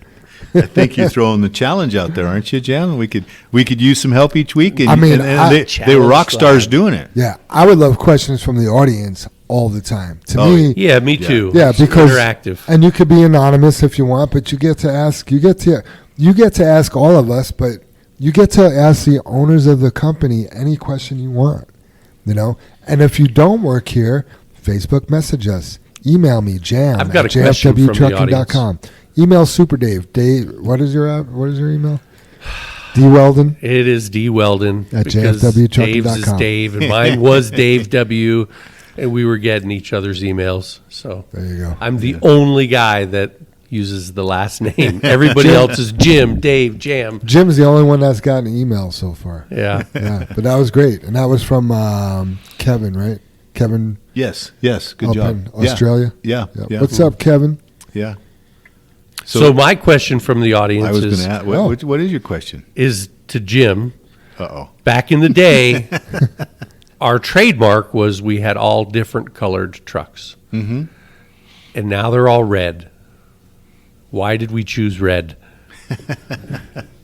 I think it's the brightness of it, Dave. The recognizability, or whatever, however you say that. But yeah, and I think obviously when you look at it, what are the other colors being ran in town? Right? There was a blue, there was a green, right? Dave, there was a yellow. Yeah, so you pick something different, and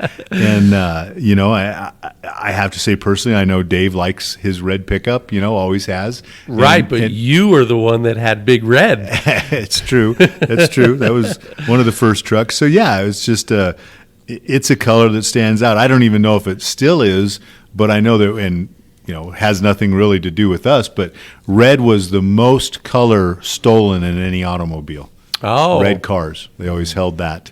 I don't know if it's still true, but I don't either. It has nothing to do with your question. People want red. Yeah. Insurance rates are higher on red cars. Yeah.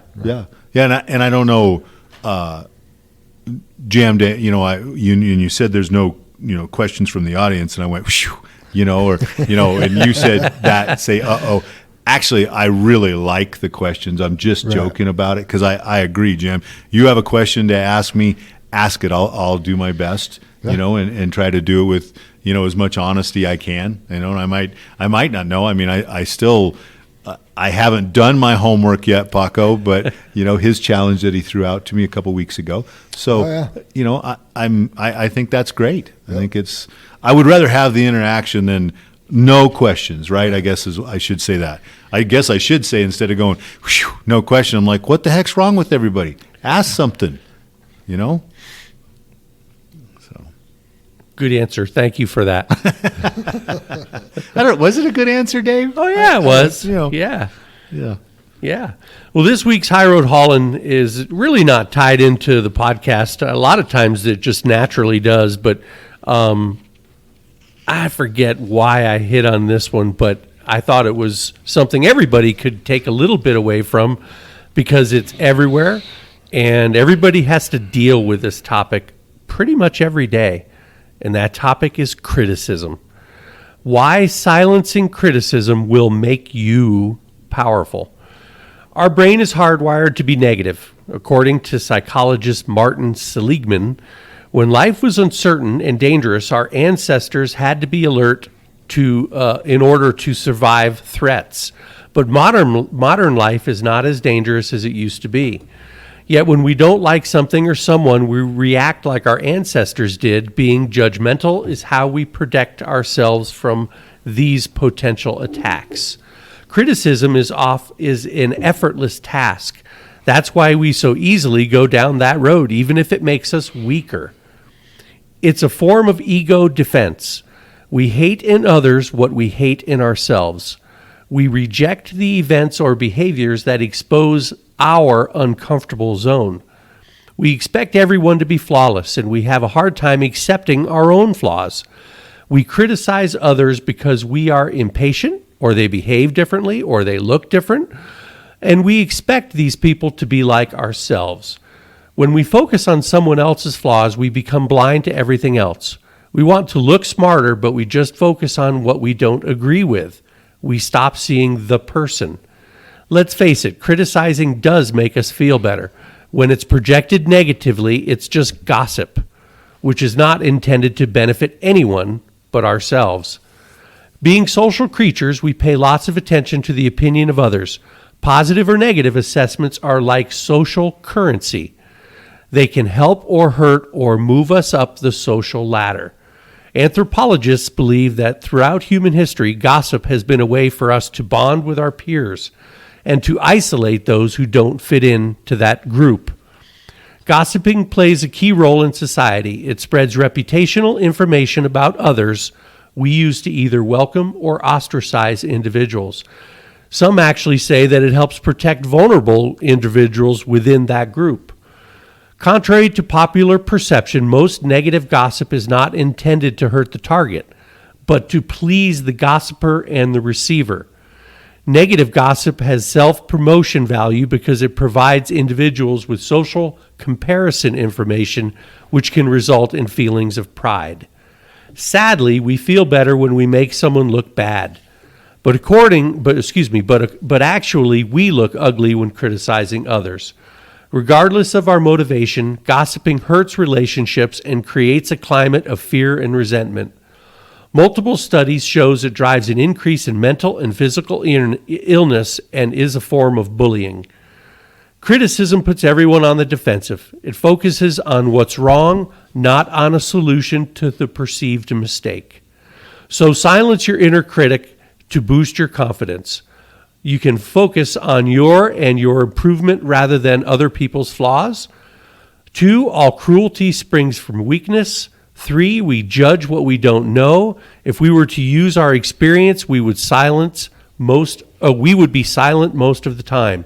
Stop guessing other people's intention. 4, when we play on defense, we don't listen to what's going on, and we are ready to defend ourselves from a threat that is yet to happen. And it's easy to make fun and mock others. Be mindful to not go along with others or instigate hurtful behavior ourselves. And it's not necessary to react to everything you notice. Turn off your fight or flight mode and adapt instead. And no matter how hard the past is or was, you can always begin again. Everyone has a first chance to make a second impression. So how are we to criticize others? Though our brains are more susceptible to negative thoughts, positive behaviors are contagious too. Turn your self-confidence into a source of inspiration. A mind that doesn't judge drives confidence in others. And the quote this week is by Harold Medina, who was a circuit, so it's very unlikely due to say such a good quote, but he was a circuit court judge who lived from 1888 to 1940. And he said, criticizing others is a dangerous thing, not so much because you make mistakes about them, but because you may be revealing the truth about yourself. By Harold Medina. So try not to criticize so much, everybody. Sorry. Yeah, that's kind of like what I was just talking about, Dave. Really, when you just see the dark side of stuff or the bad side, or and it's not, you're not criticizing, but you're just criticizing, and there's no room in it if you can live differently. We say it all the time. The low road is easy. Right. Yeah, it's same thing, different way to say it. I guess that's the reason, again, for the podcast, is try to reach people in a way that will touch them, and obviously we can see what's better, So yeah. Mine for the week here. It says to do extraordinary things, we have to do something that might seem ordinary a lot of the times. And I just so much believe that man, I do too. And we talk about it like showing up on time and all that kind of stuff. Those are just ordinary things that end up being extraordinary. And when we talk about different things to reach people, your high road hauling and different stuff like that, I ran across something else that how great things are born. Letters from words are from those words we craft sentences. To write a great book, we just need to type. and isn't that true? And I know it's a play on words. It's just trying to get somebody else, different way of thinking about it. But, we can't be great or do great things if we don't type. And we can't, if we're not typing, we're not putting the basket away, we're not sweeping the truck out, we're not thumping tires, we're not giving our significant other a kiss in the morning, we're not telling our kids a good job, those are the, simple things, the ordinary things that make us extraordinary. And it says here, the typing itself isn't hard. And we know that, right? The typing itself isn't hard because it's just doing the simplest things. Mm-hmm. Coming up with what to write is. And I'm like, wow, that's so true. I can do a lot of typing, but what am I going to do? And yet we've given everybody a list of what to do that would make you extraordinary here. Right. Pre-trip, post-trip, our creed, cleaning the trailer out. We've given you the strip. It's not hard to come up with the words. And because we couldn't find a great idea, we never start typing. Guys, all of us here have great ideas. That's something that the steering committee, you as drivers, Rich talking to us, Chris Beam coming up with things, Rick Gray, the newest guy that walks in here has great ideas. But we just need to do it. And so it says, in the end, the great book will never be written. So if you're not sweeping out, you're not bumping your tires, you're not safe following distance, you're not scanning in front of you, you will never have a great book to write. If you're not in a relationship with your wife, if you're not, talking to your kids, you will never ever have a great book to write. It's true. It's just all there is to it. So and then it kind of ended down here. However, a fantastic book will only be born after a series of shitty books. And every day we all do something shitty. Maybe not sweeping out, not bumping the tires, but the next day we have a chance to write that great book. That's right. Right? So and says writing things that do not make you proud is a significant part of the process. I've done things through my life that doesn't make me proud. And again, I'm going to harp on it. As simple as cleaning that trailer out, wiping the bugs off the windshield, keeping a clean cab. all those things are, it doesn't make you proud of the process. So just remember, you'll never be able to write an award-winning book on your first try. We're not asking everybody to do it on their first try. We are, but we're all human. We get it. But, not trying, you'll never write that book. You'll never write that book. So I just wanted to end by saying that, we ask everybody here every day. I think it falls on me also and Dave and, everybody, maybe our customers, even our customers and stuff, that we ask everybody to do extraordinary things every day. And by extraordinary, we're asking everybody to be better than they were yesterday. And I don't know if that's possible, without mistakes, without hitting the fence post. You ask the wash bay, I want a better wash job. I want Chris, you get stuck with fixing a tire in the morning. I want it out 5 minutes quicker. Jam, I want you working on the podcast, tomorrow morning. Super Dave, 13 people aren't good enough hired, and we want 20. We're always asking our customers. We don't want, all the bins plumb full. Don't complain about us if we overfilled you. Whatever it might be. We just we ask extraordinary things every day, and it's our ask, you guys, right? And I hope somebody's, I hope my family and my brother and you guys are doing the same thing of me, of asking extraordinary things, and I'll do my best. So, amen. Yep. Yeah, I so agree with that. Everybody is fallible, and everybody has moments that they fall short. Absolutely. But that doesn't mean you can't pick yourself up, dust yourself off, try hard to make it right, or do it better, or jump higher, or write that book. Yeah. I've written some shitty books. Yep, me too, man. I was going to tell you this off air because I don't want to take away from your amazing quote, but I saw another quote about writing, and it said, just because you use the same pen as Steven Spielberg doesn't make you a good writer. Oh, wow. Yep. You could, that's really a good one, Jam, because you could look at it, or I could quick change that. So we give you this truck. Right. It's perfect. It's brand new, state of the art. Same truck as Rosario uses. Exactly. But that truck's not going to make you great.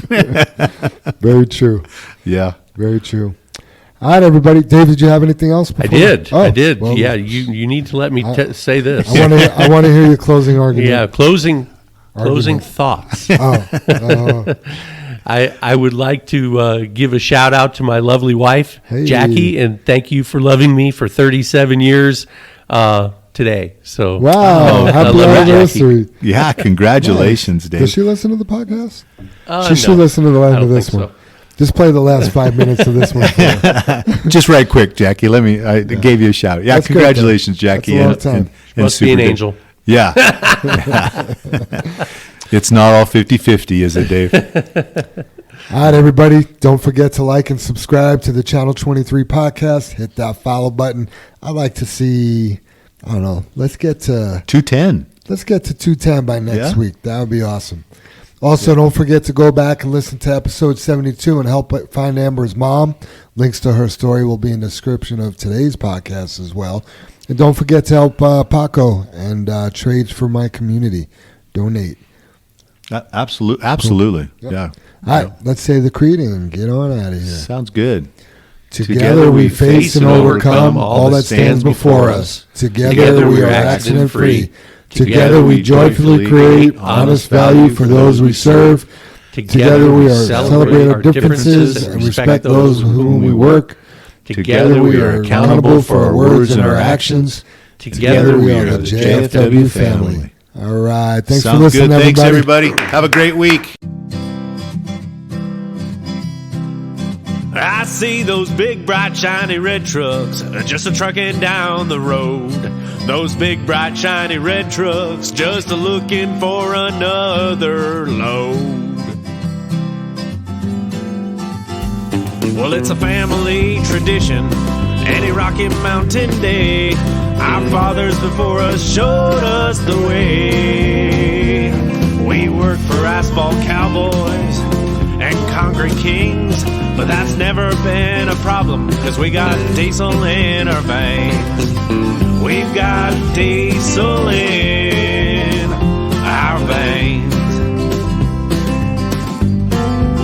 I see those big, bright, shiny red trucks just a-trucking down the road. Those big, bright, shiny red trucks just looking for another load.